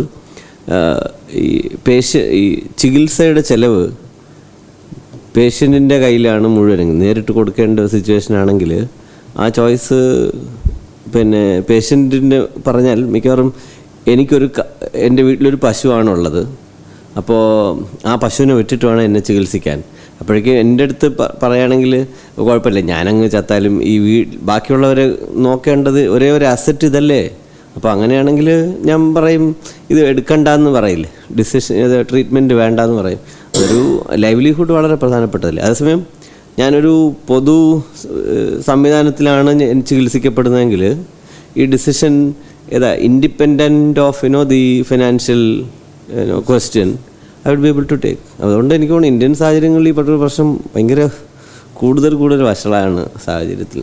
ഇത് പിന്നെ അതുകൊണ്ട് എനിക്ക് തോന്നുന്നു നമ്മൾ ഈ വിഷയങ്ങളൊക്കെ കൂടുതൽ സങ്കീർണമാവുക അല്ലാതെ അതെ ആ ലീഗാലിറ്റി എന്ന് കുറച്ച് മാറി നിൽക്കുന്ന ഒരു മെഡിസിനെ പറ്റി നമുക്ക് ചിന്തിക്കാൻ പറ്റും. കാരണം ബാക്കി ആർട്ട് എന്ന് പറയുന്നത് ലീഗാലിറ്റി നമുക്ക് സ്വാതന്ത്ര്യം പ്രഖ്യാപിക്കുന്ന സാധനം. ആർട്ട് നമ്മൾ എന്തെങ്കിലും തൊടാൻ ചെന്നാൽ നമുക്ക് വിഷമമാണ്. അതുപോലെ തന്നെയാണ് സയന്റിസ്റ്റുകളുടെ ലീഗാലിറ്റി എന്ന് മാറി നിൽക്കുന്നത്.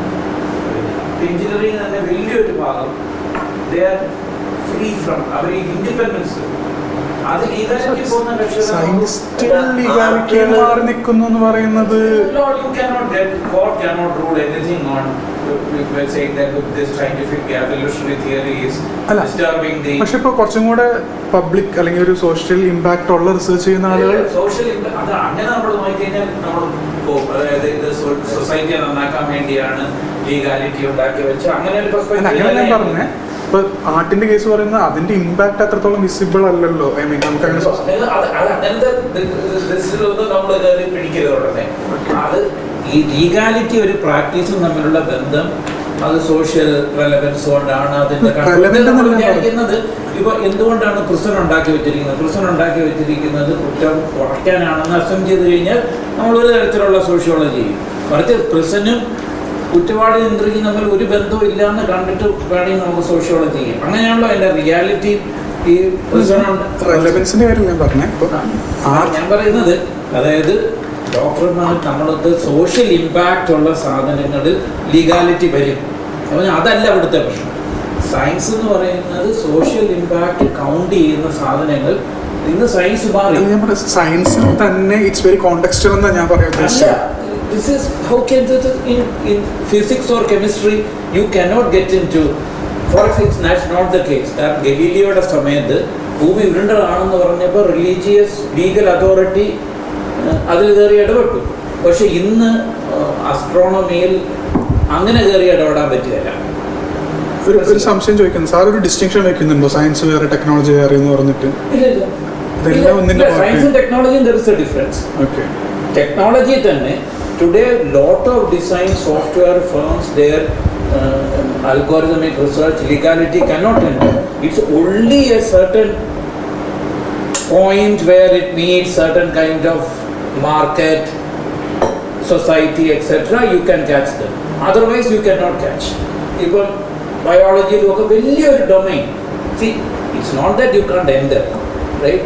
There are various ways through which research ethics committees and all they try to do it. But there is an inherent telos of their practice is that we will concentrate on where legality won't enter. അങ്ങനെ തന്നെയാണ്. ഇതുപോലൊരു project in the physics in the medicine സാധ്യമാണ്. We will think about we will only do things where legality cannot enter.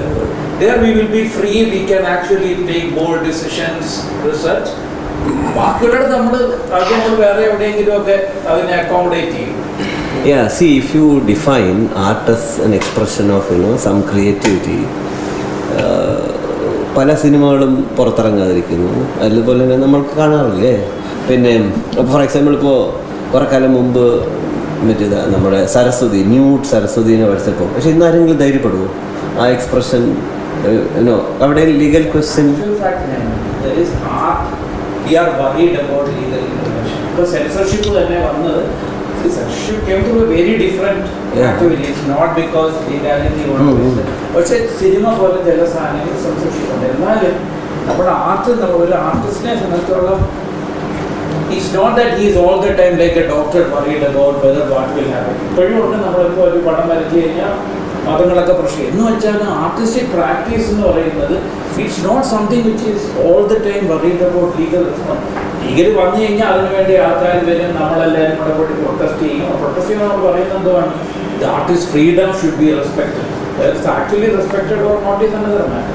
But that practice has this tells that we will be free of that. Sir, actually, but it is much more complicated, right? ഇവരുടെ കേസിൽ for example അല്ല എനിക്ക് വന്നതല്ല just one, അതായത് ഈ ആർട്ടില് human ബീങ്സുമായിട്ട് direct relation വരുന്നത് കുറച്ച് കുറവായിരിക്കും. ഇത് എപ്പോഴും മെഡിസിനും ഡോക്ടർ ഓൾവേസ് ടു എ ഇതുമല്ല ആർട്ട് മാറ്റി വെച്ചിട്ട് ആലോചിക്കാൻ എളുപ്പത്തിന് വേണ്ടി പറയാം. ആർട്ട് മാറ്റി വെച്ചിട്ട് ജ്യോതിഷം എടുത്ത് വയ്ക്കുക അവിടെ. അല്ല അതല്ല ഈ ലീഗാലിറ്റി അങ്ങനെയാണെങ്കിൽ എന്തെങ്കിലും ഒരു കാര്യം പക്ഷെ അത് ചെയ്തിട്ടില്ലാത്തോണ്ടല്ലേ ലീഗാലിറ്റി അതിൽ എക്സ്പ്ലോർ ചെയ്തിട്ടില്ലല്ലോ. അതിനകത്ത് ആർട്ട് എന്ന് പറയുന്ന സ്ഥലം അതിനകത്തൊരു ക്രിയേറ്റീവ് സ്ഥലം ഉണ്ടെന്നാണ് ഞാൻ ചോദിക്കുന്നത്. അങ്ങനെയാണെങ്കിൽ ലീഗാലിറ്റി എന്തായിരിക്കണം? ലീഗാലിറ്റിയുടെ എന്തൊക്കെ ലീഗാലിറ്റി എന്തിനാ നമ്മൾ എനിക്ക് അങ്ങനെ ചോദിക്കുമ്പോഴേക്കും ഉള്ള ചോദ്യം ലീഗാലിറ്റി എന്തിലൊക്കെ ഇടപെടാം? Should there be legality at all? എന്തിനു വേണ്ടി?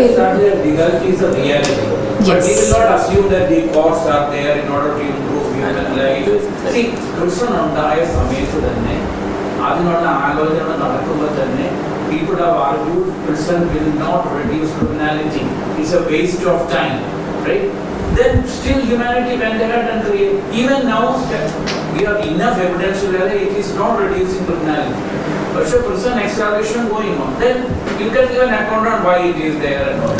നമ്മളുടെ ലീഗൽ ഇൻസ്റ്റിറ്റ്യൂഷൻസിലുള്ള ചില എങ്ങനെയാണോ അത് നിലനിൽക്കുന്ന രീതികൾ, എങ്ങനെയാണ് അതിൻ്റെ ക്ലെയിം ചെയ്യുന്ന എൻഡിലോട്ട് അതിനെ കൊണ്ടുപോകാത്തെന്നുള്ളത് ദാറ്റ് എക്സസ് അതൊരു നമ്മളെ ലീഗാലിറ്റി ഇല്ലാത്ത ഒരു സമൂഹം ആലോചിക്കാൻ പറ്റത്തില്ല. 100 വർഷം ഹിന്ദുരാജ് എഴുതുമ്പോൾ he wanted an India without courts.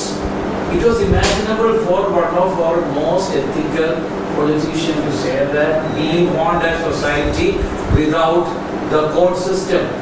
It's imaginable. So ശരിയാണോ തെറ്റാണോ എന്നല്ല, എൻ്റെ വിധത്തിൽ ശരി തെറ്റല്ല. Can doctors today under some is possible to imagine that we will have a medical practice which will try to stay away from legality? Okay, so if let's imagine that we can have like an aspect of medical sambhavam that does not directly come under the I don't know purview of legality or survey, something like it has got nothing to do with legality. No direct. What should we be doing there? What should they be doing there? What is the, are they developing methods? Are they treating people? ഇത് എന്ത് തരം? അതിൽ രണ്ട് കാര്യമാണ്. എന്താണ് ലീഗാലിറ്റിയിൽ നിന്ന് പുറത്ത് കിടക്കുന്നതോടുകൂടി നമ്മൾക്ക് കിട്ടുന്നത്? Is that like some kind of a freedom? And like what kind of a freedom? And like ആ ഒരു ഫ്രീഡം അസ്പയർ ചെയ്യാനായിട്ടുള്ള എന്തിനാണ് like experience we can go for I can go to a doctor because of something.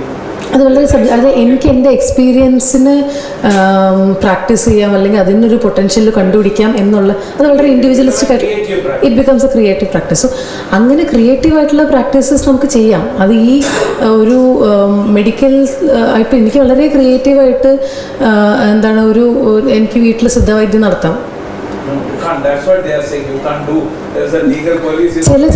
Sir പറഞ്ഞ ഫ്രെയിംവർക്കിലേക്ക് വരുമ്പോൾ അത് possible ആവുന്നില്ല എന്നുള്ളതാണ് പ്രശ്നം. സാറി പറഞ്ഞ ലീഗാലിറ്റി ഇല്ലാത്ത ഇപ്പോൾ സയൻറ്റിസ്റ്റിന് ജസ്റ്റ് നമ്പേഴ്സ് ഇൻ്റർപ്രറ്റ് ചെയ്യുന്നവരെ നിർത്താം. പക്ഷെ ഒരു ഡോക്ടറിന് ഇതിൻ്റെ ഒരു ആക്ഷൻ എന്ന് പറഞ്ഞൊരു പാർട്ട് ഉണ്ട്. So every action is bound to have some responsibility, then automatically legality കിക്കുന്നു. ഇതിന് പ്രശ്നമില്ല. കാരണം ഈ കലാകാരന്മാരും സയന്റിസ്റ്റുകളും ഒക്കെ ജീവിതവുമായി ബന്ധമില്ലാത്തൊരു സാധനം ചെയ്യുകയാണ്. ഡോക്ടേഴ്സും എഞ്ചിനീയേഴ്സും ഒക്കെ ജീവിതവുമായിട്ട് ബന്ധപ്പെട്ടാണ് അവിടെ പ്രശ്നങ്ങൾ ഉണ്ടാകുന്നതാണ്. അങ്ങനെയാണെന്ന് തോന്നുന്നില്ല. പറഞ്ഞാൽ ജീവിതമായിട്ടുള്ള ബന്ധം രണ്ടാണ്. ലൈക്ക് എന്ത് തരം ഇംപ്ലിക്കേഷൻ ആണുള്ളത് എന്നുള്ളതുള്ള അതിൽ എനിക്കിതിൽ ഫണ്ടമെൻ്റൽ ആയിട്ടുള്ള ക്വസ്റ്റ്യൻ ലീഗാലിറ്റി എന്ന് പറഞ്ഞൊരു സാധനം എങ്ങനെയാണ് നമ്മൾ മനസ്സിലാക്കുന്നത് എവിടെ എന്നുള്ളതാണ്. അതിൻ്റെ ആവശ്യം എന്താ? എവിടെയെങ്കിലും ലീഗാലിറ്റിയുടെ ആവശ്യകതയുണ്ടോ? അങ്ങനെ ആവശ്യകത ഉണ്ടെങ്കിൽ ആ ആവശ്യകതയും ഈ ഡോക്ടർമാർ ചെയ്യുന്ന കാര്യം തമ്മിൽ എവിടെയാണ് ഓവർലാപ്പ് ചെയ്യുന്നത്? ആ സ്ഥലത്ത് മതി ലീഗാലിറ്റി. എനിക്ക് തോന്നുന്നു ആ സ്ഥലത്ത് ഇപ്പോഴും ലീഗാലിറ്റി ഉള്ളൂ.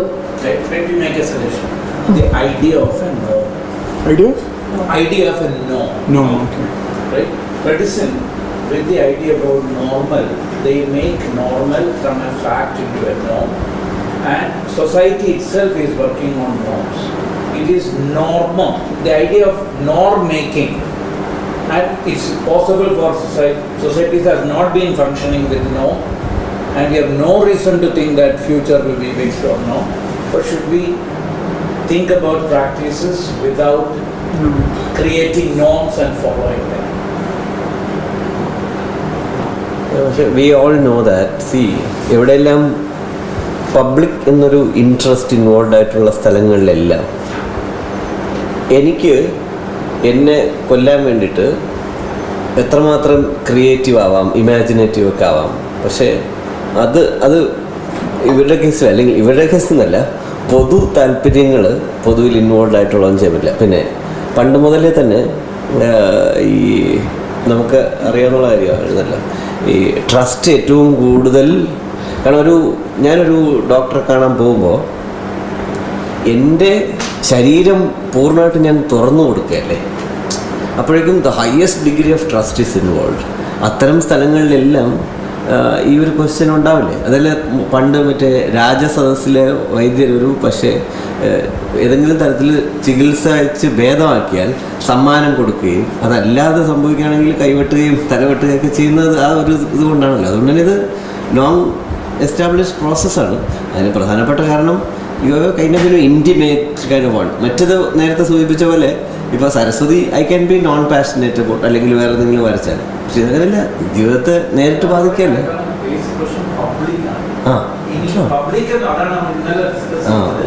ഒരു പ്രത്യേക സമയത്താണ് പബ്ലിക് മെഡിസിൻ ഉണ്ടാകുന്നത്. അതായത് പക്ഷെ എന്ന് വെച്ച് പബ്ലിക് ഇതിനൊന്നും ഇല്ലായിരുന്നില്ല. ഈ കൈവെട്ടുന്ന കാലത്തും പബ്ലിക് ഉണ്ടായിരുന്നു, മനസ്സിലായി? അത് പബ്ലിക്കിന് നോൺ ഗവേൺഡ് അല്ലാതെ പബ്ലിക് ഫങ്ഷൻ ചെയ്ത ഹിസ്റ്ററി നമുക്കുണ്ട്. അത് സ്റ്റേബിൾ സ്ട്രക്ചേഴ്സ് ഉണ്ടാക്കുകയും കോഗ്നിറ്റീവ് പ്രാക്ടീസസ് നടക്കുകയും. ഒരു ചെറിയ ഉദാഹരണം പറഞ്ഞാൽ കുംഭമേള എന്ന് പറയുന്നത് ഇപ്പോഴും ആബ്സെൻസ് ഓഫ് നോമിൽ വർക്ക് ചെയ്യുന്ന ഒരു വലിയ പുരുഷായിട്ടാണ്.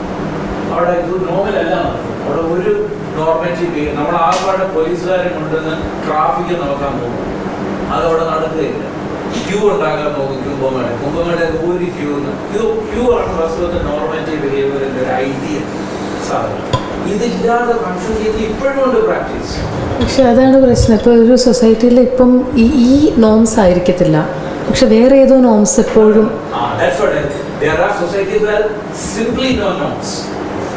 How does any system work without norms എന്ന് പറഞ്ഞിട്ടുണ്ടെങ്കിൽ എന്തോ ഒരു ഹൈറാർക്കി, എന്തോ ഒരു സിസ്റ്റം ഉണ്ടല്ലോ, ഒരു സ്ട്രക്ചർ ഉണ്ട്. There is some structure to a society always, right? എന്തൊക്കെയോ കാര്യങ്ങൾ ഡിക്റ്റേറ്റ് ചെയ്യുന്നുണ്ട്.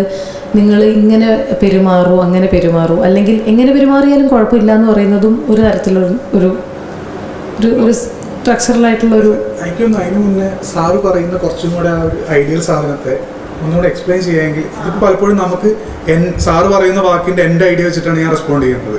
സാറ് കുറച്ചും കൂടെ അതിനെ ഒന്ന് ഫ്ലഷ് ഔട്ട് ചെയ്യുമെങ്കിൽ. അല്ല, അത് അറിയാനുള്ളൊരു ഇതുകൊണ്ട് ചോദിക്കുന്നതാണ്.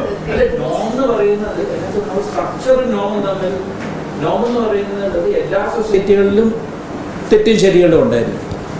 നോം എന്ന് പറയുന്നത് ഒരു പ്രത്യേക തരത്തിൽ ഈ തെറ്റ് ശരികളെ ഓർഗനൈസ് ചെയ്യുന്നൊരു സാധനമാണ് നോമറ്റീവ് ബിഹേവിയർ. ഇപ്പോൾ നമ്മൾ ഇവിടുത്തെ ക്ലാസ്സിൽ നമുക്ക് ഒരുപാട് കാര്യത്തിൽ നമുക്ക് ഇവിടെ നമ്മൾ തമ്മിലുള്ള ഒരു സാധനം, ഈ ക്ലാസ്സിൽ ഇവിടെ ഏറ്റവും ഇൻട്രസ്റ്റിംഗ് ആയ ആശയങ്ങൾ പറയുന്നവരോടുള്ള ബഹുമാനവും അങ്ങനെ തരത്തിൽ. പക്ഷെ അങ്ങനെയല്ല, നമ്മളിപ്പം ഓർഗനൈസ് ചെയ്തിരിക്കുന്ന നമുക്ക് എല്ലാവർക്കും ഒരാൾക്ക് ശേഷം മറ്റൊരാൾക്ക് സംസാരിക്കാനുള്ള സ്വാതന്ത്ര്യം ഇവിടെയുണ്ട്. എല്ലാവർക്കും ഒരു സ്വാതന്ത്ര്യം. അതാണ് നമ്മുടെ അടിസ്ഥാന ഇത്. Fair you take thing and only fair arguments will work. കാരണം നിങ്ങളുടെ ബാക്കിയുള്ള ഒരു ബാക്ക്ഗ്രൗണ്ട് നമുക്കിവിടെ പ്രശ്നമല്ല. അപ്പം പറയുന്ന ആർഗ്യുമെൻറ്റിൻ്റെ പേരിലാണ് നമ്മൾ ഈ ചർച്ച മുമ്പോട്ട് കൊണ്ടുപോകാൻ പോകുന്നത്. ഇതാണ് നോർമറ്റീവ് ബിഹേവിയർ. ഇതല്ലാതെ നമുക്ക് ഇവിടെ ബിഹേവ് ചെയ്യാം. അങ്ങനെ ബിഹേവ് ചെയ്യുന്ന ഒരുപാട് സ്ഥലങ്ങൾ ഉണ്ട്. ഇപ്പോൾ നിങ്ങളൊരു ആർട്ടിസ്റ്റിക് പെർഫോമൻസിന് പോയി ഒരു തിയേറ്ററിൽ പോയി കഴിഞ്ഞാൽ അയാൾ ആ പെർഫോമൻസ് വരെ സമ്പാദിക്കുകയുള്ളൂ. നിങ്ങൾക്ക് അവർ പിന്നെ ഇൻ്ററാക്റ്റീവ് തിയേറ്റർ എന്നൊക്കെ പറഞ്ഞുണ്ടാക്കും. പക്ഷേ you have to sit quiet and take what they decide. അപ്പോൾ അങ്ങനത്തെ പ്രാക്ടീസ് ഇപ്പോഴും ഉണ്ട്. പക്ഷേ നമ്മൾ ജനറൽ സ്ഥാനം, ഇപ്പോൾ നമ്മളൊരു തിയേറ്ററിൽ പോയാലും ക്യൂ നിന്ന് കയറണം, ടിക്കറ്റ് അനുസരിച്ച് ഇരിക്കണം. അത് ഇങ്ങനത്തെ ഓർഗനൈസ് ചെയ്യുന്ന ഒരു പബ്ലിക്കാണ്. ഞങ്ങൾ ഇങ്ങനെ തന്നെ ആയിരിക്കില്ല പബ്ലിക് എത്തിക്കൽ കണ്ടക്ട് എല്ലാ കാര്യങ്ങളും ചെയ്തിട്ടുള്ളത്. അപ്പോൾ മോഡേൺ മെഡിസിൻ എന്ന് പറയുന്നതാണ് വാസ്തവത്തിൽ പബ്ലിക്കും. അതായത് മോഡേൺ മെഡിസിൻ എൻ്റെ ഒരു അഭിപ്രായത്തിൽ രണ്ട് കൺസെപ്റ്റ് മോഡേൺ മെഡിസിൻ. ഒന്ന് പോലീസ്, രണ്ട് പബ്ലിക്. ഈ ചില ലീഗൽ സിസ്റ്റവും പബ്ലിക്കുമായിട്ടുള്ള കണക്ഷൻ ഇതിൻ്റെ ബേസിൽ തന്നെയുണ്ട് ഐഡിയ ഓഫ് പബ്ലിക് മെഡിസിൻ. അല്ലാതെ അത് ഈ സോഷ്യലി ഇത് നമുക്കിതിനോടൊരു കോൺസിക്വൻസ് ഉണ്ട്, ഇതിന് ഡേഞ്ചറസ് കോൺസിക്വൻസ് ഉണ്ട്, അതുകൊണ്ട് ഡോക്ടേഴ്സിനെ റെസ്പോൺസിബിൾ ആക്കാൻ വേണ്ടി പിന്നെ വരുന്നൊരു സാധനമല്ല ലീഗാലിറ്റി. അതുകൊണ്ടാണ് can be imagine medical practice itself which is focusing on things which are not really legal. Legality ഇത് വിടത്തൊന്നുമല്ല, ലീഗാലിറ്റി അതിനൊക്കെ അതിൻ്റെ കാര്യങ്ങൾ കണ്ടുപിടിക്കും. പക്ഷേ you can have for me democratising any activity is one of this is to take a distance from the legal. സാറേ ഞാൻ ആ ഐഡിയ അക്സെപ്റ്റ് ചെയ്യുന്നു, ബട്ട് നമ്മളൊരു the moment that we are in a society whether written laws and norms are present, അല്ലെങ്കിൽ തന്നെ നമ്മളെ bind ചെയ്യുന്ന ഒരു എന്തൊക്കെയോ നമ്മൾ അറിയാണ്ട് തന്നെ പാകപ്പെടുന്ന നിയമങ്ങളുണ്ട്. അതിപ്പോൾ കുംഭമേളയിലാണെങ്കിലും അല്ല, നമ്മൾ സൂയിസൈഡ് ദാറ്റ് എക്സാമ്പിൾ, അതിനകത്ത് എങ്ങനെ ബിഹേവ് ചെയ്യണം, ആരൊക്കെ വരണം, എവിടെ കുളിക്കണം, അല്ല I have not gone for that. അപ്പോൾ എന്ത് പ്രാക്ടീസിലാണെങ്കിലും ഇപ്പം നമ്മളിവിടെ ഇരിക്കുന്നു, അപ്പം ഒരു സ്ത്രീയും പുരുഷനും അടുത്തിരിക്കുമ്പം എന്തൊക്കെ പ്രാക്ടീസ് നമുക്കൊന്നും എഴുതപ്പെട്ടിട്ടില്ലെങ്കിൽ പോലും the moment that we are born to the society, ആ സൊസൈറ്റിയിൽ നമ്മളെ ജീവിക്കാനായിട്ട് അനുവദിക്കുന്ന ചില കാര്യങ്ങൾ ഉണ്ട്. അപ്പോൾ അത് പ്രിസ്ക്രൈബ്ഡ് ആയിട്ട് return when it attached to a punishment or a reward, then it becomes norms. അല്ലെങ്കിലും otherwise we are all moved by intuitions. ഇപ്പം എനിക്ക് എന്ത് തോന്നുന്നു, ഐ ബിഹേവ് ദാറ്റ് വേ. അപ്പം വെദർ ഇറ്റ് ഈസ് അക്സെപ്റ്റിംഗ് ആണോ എന്നുള്ളത് ഷുവർ. ഇപ്പം അങ്ങനെ വരുമ്പോഴേ നമുക്കിപ്പം ലീഗൽ ഫ്രെയിംസിലേക്ക് വരുമ്പോൾ പണിഷ്മെൻറ്റ് കംസ്. അല്ലെങ്കിൽ തന്നെ ഞാൻ എൻ്റെ മനസ്സിൽ സാറ് പറയാൻ ഉദ്ദേശിക്കുന്നത് തന്നെ എന്തൊക്കെയോ some rules are within my as a human being born and brought up in a society ഉണ്ട്. അതിപ്പം when I live in another place it can be different. Sir പറയാൻ ഉദ്ദേശിക്കുന്നത് ഒരുപാട് പൊസിഷൻസ് ഉണ്ടെന്ന് തോന്നുന്നില്ലേ ആ ഒരു ഇതിൽ വരുമ്പോഴേക്കും? അതായത് ഒരു ഐഡിയൽ ഡോക്ടർ ഇങ്ങനെയൊക്കെ ആയിരിക്കും, അയാൾക്ക് ആ ഒരു സ്പേസ് കൊടുത്ത് അയാൾ തെറ്റിപ്പോകാൻ്റെ സാധ്യതയില്ല, അങ്ങനെ അല്ലെങ്കിൽ മനഃപൂർവ്വം അയാൾ അത് തെറ്റ് ചെയ്യില്ല, അത്ര ഒരു സപ്പോസിഷനിൽ നിന്നാണ് സംസാരിക്കുന്നതെങ്കിൽ മനസ്സിലായില്ലേ? അതായത് ഈ കൈപുണ്യത്തിന് മെഡിസിനിൽ ഒരു പ്രാധാന്യം നമ്മൾ തിരിച്ചു കൊണ്ടുവരിക, അത്ര മാത്രമല്ല. അതെങ്ങനെ നമുക്ക് ചിന്തിക്കാൻ പറ്റും? They should be authentically free from this scientificity issues and all that. They can trust their competence. സ്റ്റാൻഡേർഡ്സിനെ ആൾട്ടർ ചെയ്തുകൊണ്ട് തന്നെ നമുക്ക് ഇത് കൊണ്ടുവരാൻ പറ്റില്ല. അല്ല, എങ്ങനെയും കൊണ്ടുവരാം. ഞങ്ങൾ ഇത് അതാണ് ആഗ്രഹം, അല്ലാതെ ഐഡിയൽ ഡോക്ടറെ ഉണ്ടാക്കുക എന്നൊന്നും. അല്ല, ശരിക്കും സാറ് പറഞ്ഞത് എനിക്ക് തോന്നിയൊരു സാധനം അതാണ്. അതായത് നമ്മൾ ഈ നോംസ് പലപ്പോഴും കൊണ്ടുവരുന്നത് ഐഡിയൽ ഡോക്ടറെ കാണും. നമ്മൾ we are still in the normative framework and we think, okay, even if we do it, what will secure this? Then we say that a really good doctor will secure this. അങ്ങനെ really good doctor എന്നല്ല ഞാൻ പറഞ്ഞത്. അതായത് ഇപ്പോൾ norms വേണ്ട, ഇപ്പോൾ ഒരു ആർട്ടിൻ്റെ കേസിൽ നമ്മൾ ഒരിക്കലും അങ്ങനത്തെ പോസിബിലിറ്റി പറ്റി ചിന്തിക്കുന്നില്ലല്ലോ. അയാളുടെ ക്രിയേറ്റീവ് സ്പേസിൽ അയാൾ നിയമവിരുദ്ധമായ ഒരു കാര്യത്തെ പറ്റി ചെയ്യുന്നു നമ്മൾ ചിന്തിക്കുന്നില്ലല്ലോ. അതുപോലെ തന്നെ ഒരു ഐഡിയൽ ഡോക്ടർ എല്ലാം എന്താ പറയുക, ഡോക്ടർ എന്നുള്ള രീതിയിൽ പെരുമാറും എന്നൊരു രീതിയിലാണെങ്കിൽ ഐ തിങ്ക് അത് മനസ്സിലാക്കാൻ പറ്റുമെന്ന് പറയുന്നത് വന്നു കഴിഞ്ഞാൽ ഈ നല്ല creative artist somebody who break the idea of an ideal actor. എല്ലാം ആ കല എന്താണെന്ന് വിശ്വസിക്കുന്ന ഒരു സ്ഥാനത്ത് നിന്ന് മാറുന്നൊരു സ്ഥാനമാണ് ഇയാൾ അടുത്ത ആക്ടർ ചെയ്യുന്നത്. ആ പ്രാക്ടീസിനെ ഇമ്പാക്റ്റ് ചെയ്യുന്ന ഇയാൾ ചെയ്യുന്നത് അങ്ങനെ ഒരു സാധനം. അല്ലെങ്കിൽ ഇപ്പോൾ വേറെ കേസിൽ ഈ ഐഡിയൽ ആക്ടർ ഒരിക്കലും നാളെ ആ ആക്ടിൻ്റെ ഇടയ്ക്ക് ഒരാളെ കൊല്ലില്ല എന്ന് നമ്മളെ ചിന്തിക്കുന്നില്ല, എവിടെയും ചിന്തിക്കുന്നില്ലല്ലോ. അതുപോലെ തന്നെ ഈ ഡോക്ടർ മനഃപൂർവ്വം ഒരു പ്രശ്നം ഉണ്ടാക്കും എന്നൊരു രീതിയിൽ ഇപ്പോൾ സാറ് പറയുന്ന ഒരു കൺസെപ്ച്വലൈസേഷനിൽ ഉണ്ടെന്ന് തോന്നുന്നില്ല. പക്ഷേ ഇൻ ജനറൽ നമ്മളൊരു റിയാലിറ്റിയിലേക്ക് വരുമ്പോൾ ഇത്തരം പോസിബിലിറ്റീസിനെ കൂടെ എൻ്റർടൈൻ ചെയ്യാനാണല്ലോ ഈ ലീഗൽ സിസ്റ്റത്തെ നമ്മൾ കൊണ്ട് നിർത്തുന്നതാണ് ഞാൻ പറയാൻ വന്നത്.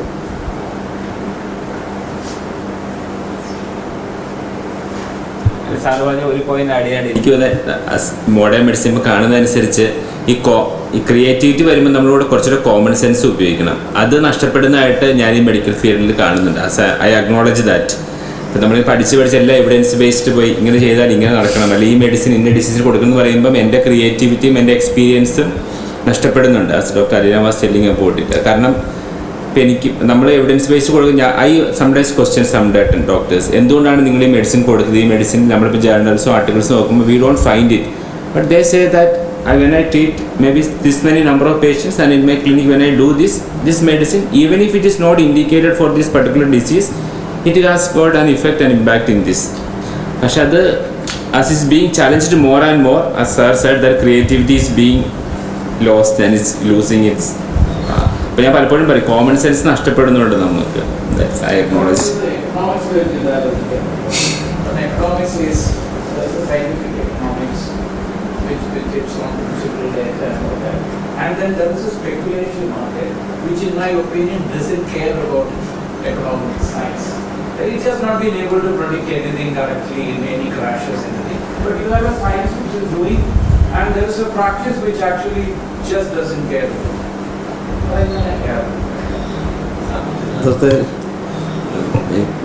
പിന്നെ ഒരുപാട് ഇത് ഈ കോൺട്രവേഴ്സിയിൽ പെട്ടൊരു സാധനമാണ്. കാരണം ഈ പിന്നെ നമ്മളെ നൊബേൽ പ്രൈസ് മുതൽ ഇങ്ങോട്ടുള്ള കാര്യങ്ങളെല്ലാം വിശദീകരിച്ചാൽ പിന്നെ സമൂഹം ഒരു വഴിക്ക് പോവുകയും പിന്നെ അല്ലെങ്കിൽ നമ്മൾ ഉദ്ദേശിക്കുന്ന എക്കോണമി വേറൊരു വഴിക്ക് പോവുകയും സാമ്പത്തിക വിശദീകരണങ്ങൾ വേറൊരു വഴിക്ക് പോവുകയും ചെയ്തു. അതുകൊണ്ടാണ് തരത്തിൽ സാമ്പത്തിക ശാസ്ത്രജ്ഞർക്കൊന്നും സാമ്പത്തിക പ്രതിസന്ധികൾ പ്രെഡിക്റ്റ് ചെയ്യാൻ പറ്റാത്തത്. അതൊരു പ്രശ്നം തന്നെയാണ്. പിന്നെ യഥാർത്ഥത്തിൽ എക്കണോമിക്സുകാർ എടുത്ത് ആ കൂടെ ചെയ്യുന്നത് പറഞ്ഞാൽ ഈ ഇൻസെൻറ്റീവ്സ്, ഒരു മനുഷ്യന് ഇൻസെൻറ്റീവ്സ് ആണല്ലോ അവരെ യഥാർത്ഥത്തിൽ ഏത് രീതിയിൽ വർക്ക് ചെയ്യണമെന്ന് പ്രേരിപ്പിക്കുന്നത്. അപ്പോൾ അതായത് ഉദാഹരണത്തിന് ഒരു പിന്നെ പബ്ലിക് ഹോസ്പിറ്റലിൽ ഇരിക്കുന്ന ഡോക്ടർ അത് ഒരു പ്രൈവറ്റ് പ്രാക്ടീസിലോട്ട് മാറുമ്പോൾ 1 മണി വരെ ഇവിടെ ഇരിക്കുന്നു, 1 മണിക്ക് ശേഷം ആളൊന്നാണ്, പക്ഷേ 2 സ്ഥലത്തെത്തുമ്പോൾ ഒരു ഡെഫിനറ്റ്ലി ദേ ആർ ഡിഫറെൻറ്റ്. പിന്നെ കാരണം ഇൻസെൻറ്റീവ്സ് ഡിഫർ, അപ്പോൾ അതനുസരിച്ച് ബിഹേവിയർ ഡിഫർ. ഇത് മാത്രമേ യഥാർത്ഥത്തിൽ എക്കണോമിക്സിന് ഈ ഒരു സെൻസിൽ ചെയ്യാൻ പറ്റൂ. അപ്പോൾ അതുകൊണ്ട് നേരത്തെ സാറ് ഇങ്ങനെ വിശദീകരിക്കാൻ ശ്രമിച്ചാൽ ഒരു 2-3 കാര്യങ്ങൾ. ഒന്ന്, ഈ പിന്നെ ഒരാളും ട്രാഫിക് നിയമങ്ങൾ പാലിച്ചില്ലെങ്കിൽ അവിടെ അപകടം കുറവായിരിക്കും. എല്ലാവരും ട്രാഫിക് നിയമം പാലിച്ചാലും അവിടെ അപകടം കുറവായിരിക്കും. പ്രശ്നം കുറേ പേര് പാലിക്കുകയും കുറേ പേര് പാലിക്കാതിരിക്കുകയും ചെയ്യുമ്പോഴാണ് ഈ അപകടം. സോ അതുകൊണ്ട് എനിക്ക് തോന്നുന്നു ഒരു നാച്ചുറൽ വേ ഓഫ് ഓർഗനൈസിങ് ഉണ്ട്. ഫോർ എക്സാമ്പിൾ, ഒരു എക്സാമ്പിൾ, ഇന്ത്യയിലെ ഈ ട്രാഫിക്കുകൾക്ക് ഏറ്റവും നൊട്ടോറിയസ് ആയിട്ട് അറിയപ്പെടുന്ന ഒരു സ്ഥലം അഹമ്മദാബാദ് സിറ്റിയാണ്. അപ്പോൾ അവിടെ റെഡ് കണ്ടാൽ നിങ്ങൾ നിർത്തണമെന്നുമില്ല, പച്ച കത്തിയാൽ നിങ്ങൾക്ക് മുമ്പോട്ട് പോകാമെന്നുള്ള ഒരു ഉറപ്പുമില്ല. പക്ഷെ എന്നാൽ അപകടത്തിൻ്റെ കാര്യത്തിനകത്ത് അഹമ്മദാബാദ് അത്ര നൊട്ടോറിയസ് അല്ല. Drivers have some kind of a communication other than this lights. അതുകൊണ്ട് തന്നെ there are alternative ways definitely possible. അപ്പോൾ പക്ഷേ നമ്മളിങ്ങനെ കുറെ കൂടെ ബെറ്റർ സമൂഹം എന്ന മുമ്പോട്ട് നമ്മൾ തന്നെ ഓർഗനൈസ് ചെയ്യാൻ ശ്രമിക്കുമ്പോൾ നമ്മൾ ഏതൊക്കെയോ കുറെ കൂടെ ഇൻഫോർമൽ സിസ്റ്റംസിൽ നിന്നും കണ്ണ് കാണിച്ചുകൊണ്ട് ഞാൻ അങ്ങോട്ട് കയറുന്നതിന് പകരം സിഗ്നൽ കാണിക്കുന്നു എന്നുള്ളൊരു പ്രത്യേകതയുണ്ട്. അത് കൂടുതൽ എൻഫോഴ്സ് ചെയ്യുകയും അത് ഏറ്റവും മികച്ച രീതിയിൽ എങ്ങനെ എൻഫോഴ്സ് ചെയ്യാം. കാരണം ലൈറ്റ് മാത്രം വെച്ചുകൊണ്ട് പറ്റില്ല. അപ്പോൾ അവിടെ പോലീസിൻ്റെ പ്രസൻസ് ഉണ്ടെങ്കിൽ then the confirmation to that particular rule becomes much more stringent. പിന്നെ ക്യാമറ ഉണ്ടെങ്കിൽ we tend to behave much more in a uniform way. പിന്നെ പെനാൽറ്റി വന്നാൽ നമ്മൾ further. So it's all about എക്കണോമിക്സിനകത്ത് ആ കൂടെ ഉള്ള ഒറ്റ സാധനമേ ഉള്ളൂ. We look at, not we means that in economics community look at how incentives matter. അത്ര മാത്രമേ യഥാർത്ഥത്തിൽ എക്കണോമിക്സിന് ഈ വിഷയങ്ങളിലെല്ലാം that's a major limitation of this particular discipline. അത് മാത്രമേ ചെയ്യാൻ പാടുള്ളൂ എന്നാണ് എൻ്റെ കാഴ്ചപ്പാട്.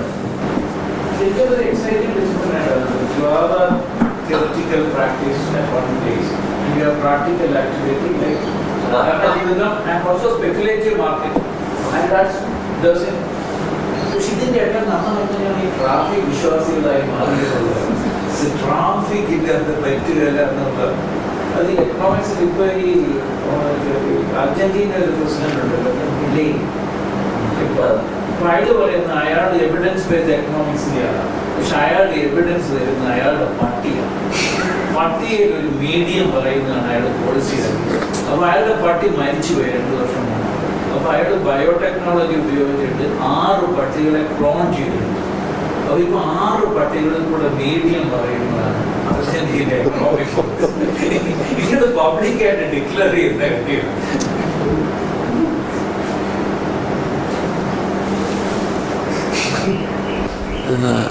ഇപ്പോൾ നേരത്തെ പറഞ്ഞ ഈ കാര്യത്തിനകത്ത് ഇപ്പോൾ നമ്മൾ പൊതുവിൽ ഇപ്പോൾ ഫോർ എക്സാമ്പിൾ ഇപ്പോഴത്തെ ഈ സ്വർണ്ണവില ഭയങ്കരമായിട്ട് കൂടുന്നു എന്നുള്ള കാര്യം യഥാർത്ഥത്തിൽ നമ്മൾ അനലൈസ് ചെയ്യുമ്പോൾ ഗ്ലോബൽ അൺസർട്ടനിറ്റി ഉണ്ടാകുന്ന സമയത്ത് ഒരു സേഫ് അസറ്റ് എന്ന നിലയിൽ കുറേ വർഷങ്ങൾ കൊണ്ട് മനുഷ്യൻ ഡിപ്പോസിറ്റ് ചെയ്യുന്നതാണ്. പക്ഷേ ഇതൊരു വശം. രണ്ട്, നമ്മുടെ കറൻസി ഭയങ്കരമായിട്ട് ഡിപ്രീഷിയേറ്റ് ചെയ്യുന്നു. ഇന്ത്യയുടെ രൂപ കൂടുതൽ കൊടുക്കേണ്ടി വരുന്നു. അപ്പോഴേക്കും ഇതിൻ്റെ ഇറക്കുമതിയാണല്ലോ ചെയ്യുന്നത്. അപ്പോഴേക്കും നമ്മളത് കൂടുതൽ വില കൊടുക്കുന്നു. പിന്നെ ഈ അൺസർട്ടനിറ്റി വരുമ്പോൾ രാജ്യങ്ങളെല്ലാം മറ്റേ ഷെയർ മാർക്കറ്റ് സ്റ്റോക്കിൻ്റെ വില പിന്നെ അത് റിട്ടേൺസ് കുറഞ്ഞിരിക്കുന്നു. പിന്നെ മറ്റേതറിയാമോ ഈ ഗ്ലോബൽ ഇൻട്രസ്റ്റ് റേറ്റിൽ ഒരുപാട് ഫ്ലക്ച്വേഷൻ. അപ്പോൾ അതുകൊണ്ട് ഈ പർട്ടിക്കുലർ സാധനം എന്ന് പറയാം. പക്ഷേ കഴിഞ്ഞ ദിവസം എക്കോണമിസ്റ്റ് എന്ന മാഗസീൻ അവർ പറഞ്ഞത് ഇതൊന്നുമല്ല, കുറച്ച് മാഫി അവിടെ ഇരുന്നിട്ട് ഇതിനെ സ്റ്റാക്കപ്പ് യഥാർത്ഥത്തിൽ എക്സാക്ട്ലി. അതുകൊണ്ട് തന്നെ നമ്മൾ ഈ പർട്ടിക്കുലർ വിശദീകരണത്തിനൊന്നും വലിയ പ്രസക്തി ഉണ്ടെന്ന് പലപ്പോഴും തോന്നില്ല. ഇറ്റ്സ് ഇൻഡിപെൻഡൻ്റ് ലീഡാണ്. അതുപോലെ മിക്കവാറും എല്ലാ വേരിയബിൾ എടുത്താലും ഇത്തരം സാധനങ്ങളൊക്കെ നന്നായിട്ട് വർക്ക് ചെയ്യുന്നുണ്ട്. പിന്നെ അതുപോലെ തന്നെ മറ്റൊരു ഉദാഹരണം, പിന്നെ നമ്മളിതാ ഈ ഇന്ത്യയിലെ ശരാശരി മനുഷ്യരുടെ പെർ ക്യാപിറ്റ ഇൻകം എക്കോണമിസ്റ്റുകൾ എസ്റ്റിമേറ്റ് ചെയ്യുന്നത് വളരെ സിമ്പിൾ. എല്ലാവരും ചെയ്യുമ്പോൾ രാജ്യത്തെ total income divided by the number people in this part of country including. പക്ഷേ ഞാൻ എൻ്റെ ക്ലാസ്സിൽ ചോദിച്ചു, നിങ്ങൾ ഇവിടെ ഇരിക്കുന്ന ആർക്കെങ്കിലും 10-60 പേരുള്ള ഒരാൾക്കെങ്കിലും 2.5 ലക്ഷത്തോളം വരും ശരാശരി, ആർക്കെങ്കിലും ഒരാൾക്കെങ്കിലും പെർ ക്യാപിറ്റ ഇൻകം ഒരു വർഷം 2.5 ലക്ഷം ഉണ്ടോ എന്ന് ചോദിച്ചാൽ ആർക്കുമില്ല. അപ്പോൾ കണക്കിലാണ് യഥാർത്ഥത്തിൽ പണം നമ്മളെ കയ്യിൽ, പൈസ യഥാർത്ഥത്തിൽ അദാനിയുടെ കയ്യിലൊക്കെ ഉള്ളൂ. മനസ്സിലായി? സോ റിയാലിറ്റി ആയിട്ട് യഥാർത്ഥത്തിൽ നമ്മൾ സംസാരിക്കുന്ന പല സാധനങ്ങൾക്കും. അതുകൊണ്ട് എനിക്ക് തോന്നുന്നു തോംസൺ നേരത്തെ വിശദീകരിച്ച ആ വിഷയം ഭയങ്കര പ്രസക്തമാവുന്നതുകൊണ്ടാണ്. ഈ നമ്പേഴ്സിൻ്റെ പുറകിൽ നമ്മളങ്ങ് ഒളിച്ചിരിക്കുമ്പോൾ യാഥാർത്ഥ്യത്തിൽ നമ്മൾ കംപ്ലീറ്റ് അകന്നു പോകുന്നു എന്നുള്ളതാണ്. ഇത് എക്കണോമിക്സ് അല്ല, എനിക്ക് തോന്നുന്നു എല്ലാ ഡിസിപ്ലിൻസിലും ഇതാണ്. അതുകൊണ്ടാണ് എനിക്ക് തോന്നുന്നു എക്കണോമിക്സിനകത്ത് ഈ ഓൾട്ടർനേറ്റീവ് സ്കൂൾസ് ഓഫ് തോട്ട് എല്ലാ ഡിസിപ്ലിനിലും ഡൊമിനൻ്റ് ആണ്. സയൻസ് ഒരിക്കലും നമ്മൾ പഴയ വാദം അത് ഒബ്ജക്റ്റീവാണ്, പോസിറ്റീവാണ്, എംപിറിക്കലാണെന്ന് അതെല്ലാം ഉപേക്ഷിച്ചല്ലോ നമ്മളിപ്പം. അത് തന്നെ എല്ലാ വിഷയങ്ങളിലും അത്തരത്തിലുള്ളതുണ്ട്. സയൻസ് എക്കണോമിക്സിന് അതുകൊണ്ട് തന്നെ നിയോ ക്ലാസിക്കൽ എന്നൊരു ഫ്രെയിമാണ്. എല്ലാ മനുഷ്യരും യൂട്ടിലിറ്റിക്ക് വേണ്ടി നടക്കുന്നു, അതായത് പ്രോഫിറ്റ് മാക്സിമൈസിങ് ആണ് എല്ലാ മനുഷ്യരുടെയും ആഗ്രഹം എന്നായിരുന്നു ഒരു major dominant school of thought. അതാണ് ഗ്രീഡിനെ സെലിബ്രേറ്റ് ചെയ്യുന്നൊരു ഡിസിപ്ലിനാണിത്. പക്ഷെ എന്നാൽ ഇതിൽ നിന്ന് വ്യത്യസ്തമായിട്ട് മറ്റുള്ള മനുഷ്യർക്ക് സന്തോഷം കിട്ടുന്നതും നിങ്ങൾക്ക് സന്തോഷം തരുന്നു എന്നുള്ളൊരു ഓൾട്ടർനേറ്റീവ് ഉണ്ട്. ഫോർ എക്സാമ്പിൾ ഇപ്പോൾ ഒരു റോഡ് അപകടം, ആരെങ്കിലും ഇപ്പോൾ ഒരാൾക്കൊരു അപകടം പറ്റി റോഡിൽ വീണു, എനിക്കൊരു പക്ഷേ കാരണം ബ്ലഡ് കാണുന്നത് ബുദ്ധിമുട്ട്, ഒരു പക്ഷേ അങ്ങനെയുള്ള പേടി, വിഷമം, പിന്നെ അതുപോലെ ഒരു പക്ഷേ എനിക്ക് എൻ്റെ പ്രയോറിറ്റീസ് ഉണ്ട്, ഇങ്ങനെയൊക്കെയുള്ള എല്ലാം ഉണ്ടെങ്കിലും അദ്ദേഹത്തെ ആരെങ്കിലും ഒന്ന് സഹായിച്ചെങ്കിൽ എന്ന് ആഗ്രഹിക്കാത്ത മനുഷ്യരില്ലല്ലോ. എന്നാൽ അതൊരു പ്രധാനപ്പെട്ട വാല്യൂ ആണ്. പക്ഷെ എന്നാൽ ഈ വാല്യൂവിനെ പൂർണ്ണമായിട്ടും സാമ്പത്തിക ശാസ്ത്രം തമസ്കരിക്കുന്നുണ്ട്. അതുകൊണ്ട് മറ്റ് സ്കൂൾസ് ഓഫ് തോട്ട് എനിക്ക് ഇതൊരു എല്ലാ വിഷയങ്ങളിലും അത്തരത്തിലുള്ള ചർച്ചകളുണ്ട് സാർ. കാര്യം പൊതുവായിട്ട് പറയാം. ഇന്നലെ വൈകിട്ട് നമ്മൾ വൈകിട്ട് സെഷന് ശേഷം ഇതിൻ്റെ ഈ ഒരു വർക്ക്ഷോപ്പിൻ്റെ ഒരു തീമുണ്ടല്ലോ, ആ വർക്ക്ഷോപ്പിൻ്റെ തീമിൽ തുടർന്ന് എന്തെങ്കിലും ചെയ്യണോ എന്നുള്ളൊരു ആലോചന വന്നിരുന്നു. അപ്പം അതിൽ ഒരു സജഷൻ വന്നത് ഈ ഗ്രൂപ്പിൻ്റെ തന്നെ ഒരു ഇനീഷ്യേറ്റീവിൽ കുറച്ചുകൂടി ഇപ്പോൾ ഒരു ഐഡിയ വന്നത് നേരത്തെ പറഞ്ഞ ഈ പബ്ലിക് മെഡിസിൻ്റെ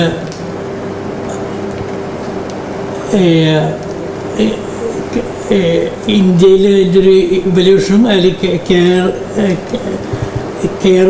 കെയറിന് അതിലുള്ള സ്ഥാനത്തെക്കുറിച്ചും കൊണ്ട് അതിൽ ഈ ഇന്ത്യൻ സിറ്റുവേഷനിലുള്ള ഇവല്യൂഷനെ കുറിച്ചൊരു വർക്ക്ഷോപ്പ് കൂടി പ്ലാൻ ചെയ്യാമെന്ന് വിചാരിക്കുന്നുണ്ട്. അപ്പോൾ അത് ആയുഷ് മിനിസ്ട്രിക്ക് കൊടുക്കാം, അങ്ങനെ സപ്പോർട്ട് കിട്ടുകയാണെങ്കിൽ അത് 2-3 മാസത്തിനുള്ളിൽ നടത്താൻ ഒരു ആലോചനയുണ്ട്.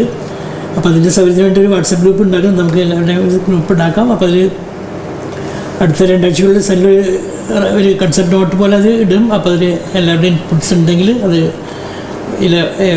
വികസിപ്പിച്ചിട്ട് ഒരു തുടർ പ്രവർത്തനമായിട്ട് ചെയ്യാമെന്ന് വിചാരിക്കുന്നുണ്ട്. അപ്പോൾ അതിനെക്കുറിച്ച് എന്തെങ്കിലും സജഷൻസ് ഉണ്ടെങ്കിൽ പറയാം.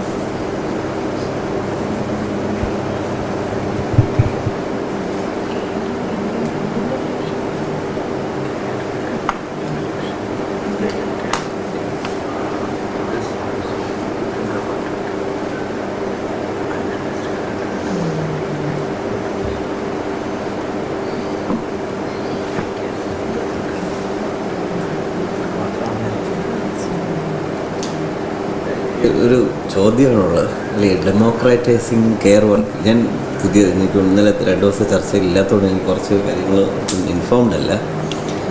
അത് പിന്നെ ഏത് പശ്ചാത്തലത്തിൽ നിന്നാണ് ഉദ്ദേശിക്കുന്നത്? അതായത് വ്യക്തിഗതമായിട്ടുള്ള സാഹചര്യങ്ങളിൽ നിന്നാണോ അതോ നമ്മൾ മറ്റു തരത്തിലുള്ള ഇൻ്റർസെക്ഷനാലിറ്റീസ് ആ പോയിന്റ് ഓഫ് വ്യൂവിൽ നിന്നാണോ ഉദ്ദേശിക്കുന്നത്?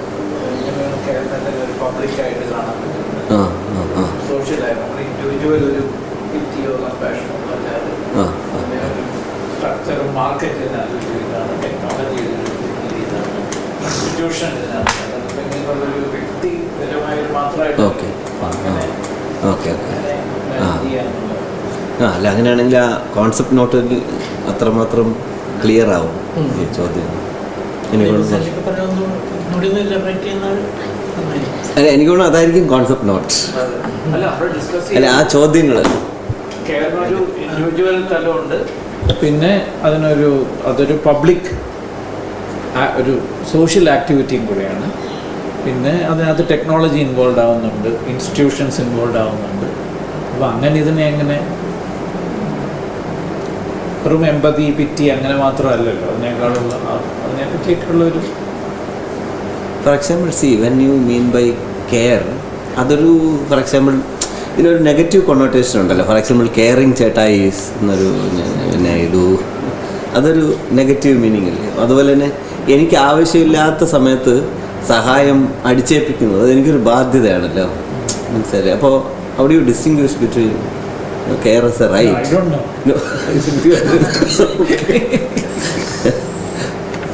അല്ലാണ് കെയർ ആസ് എ ചാരിറ്റി എന്നൊരു സങ്കല്പമാണല്ലോ നമ്മൾ പ്രത്യേകിച്ചും ഒരു സൈഡിലുള്ളത്.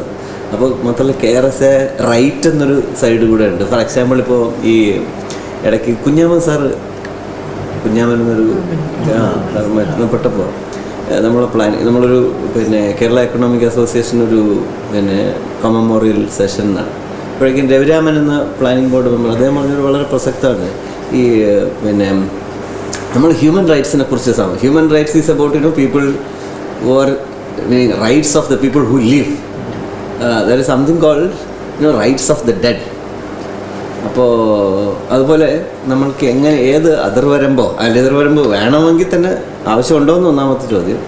ഉണ്ടെങ്കിൽ പിന്നെ ഏത് അളവ് വരെ ആവാം ആ റൈറ്റ് എന്ന സാധനം. പിന്നെ ഒപ്പം പിന്നെ ആ റൈറ്റ് എത്രമാത്രം മറ്റേ ചാരിറ്റി എന്നൊരു സങ്കല്പമായിട്ട് ഉടക്കി നിൽക്കുകയോ അല്ലെങ്കിൽ ഒരുമിച്ച് നിൽക്കുകയോ ചെയ്യും.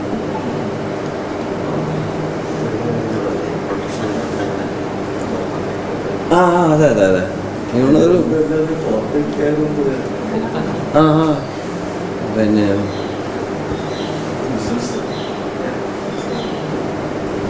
So actually, I want to add to that. This was about my friend's father-in-law's father.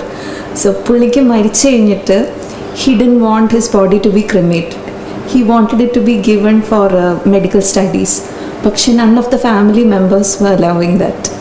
And finally, മരിച്ചു കഴിഞ്ഞിട്ട് പുള്ളിക്ക് വേണ്ടി നിൽക്കാൻ ആരുമില്ല. സോ അവരത് ക്രിമേറ്റ് ചെയ്ത് പള്ളിയിൽ കൊണ്ടുപോയി അടക്കി. So isn't that actually a wrong use of care? എല്ലാം ഇതിനകത്തുണ്ട്. ഇപ്പോൾ IIT പഠിക്കൽക്ക് ബോഡി പ്രദർശിപ്പിക്കരുതെന്നുണ്ടായിരുന്നു, പക്ഷെ അതൊന്നും പറഞ്ഞില്ല. I feel like കുറേ ആസ്പെക്ട്സിൽ ഇപ്പം care ഗിവറിന് they have a little bit of control over the person who gets a care. ഇതൊരു പവർ ഡൈനാമിക്സ് നമ്മൾ ആദ്യം പറഞ്ഞതുപോലെ ഞാൻ ഡിസഡ്വാൻറ്റേജ്ഡ് ആണ്, അല്ലെങ്കിൽ എനിക്കൊരു അസുഖമുണ്ട്. അപ്പം the other person actually gets to make certain decisions for me. And mental ഹെൽത്തിൽ actually this can be utilised in a wrong way. They can take decisions for me which may not be beneficial for me. So avadayum I think we need to make to what extent we can draw the line narila, പക്ഷേ it's a misuse of the rights a caregiver gets, I feel. I think mental health you can legally transfer the right to another caregiver to make all decisions. But how do you know if they might? Yeah, no, there's no way. There's no way. Mental ഹെൽത്തിൽ ഏറ്റവും കൂടുതൽ പലപ്പോഴും പ്രശ്നങ്ങൾ ചൂണ്ടിക്കാണിക്കാറുള്ളത് എൻ്റെ അവസ്ഥ എന്താണെന്ന് എനിക്ക് care തരുന്ന ആളിന് മനസ്സിലാവാത്ത ഒരു വലിയ പ്രശ്നമായിട്ടാണ് ഇപ്പോഴുള്ള പിന്നെ എൻ്റെ കൂടെയുള്ള ഒത്തിരി മനുഷ്യർ ചികിത്സ തേടുന്നുണ്ട്. പക്ഷെ അവർക്ക് പിന്നെ ഈ കാര്യം അവർ മിസ്ഡയഗ്നോസിസ് ഏറ്റവും കൂടുതൽ എനിക്ക് തോന്നുന്നുള്ളൊരു മേഖലയാണ് ഈ ഒരു മെൻ്റൽ ഹെൽത്തിൻ്റെ ഒരു പ്രശ്നം. കാരണം ഈ കെയർ ഗിവറുടെ എല്ലാ പ്രൊജുഡീസും ഇങ്ങോട്ട് വെച്ച് കൊടുക്കുന്നൊരു അവസ്ഥ ഡിക്റ്റേറ്റ്.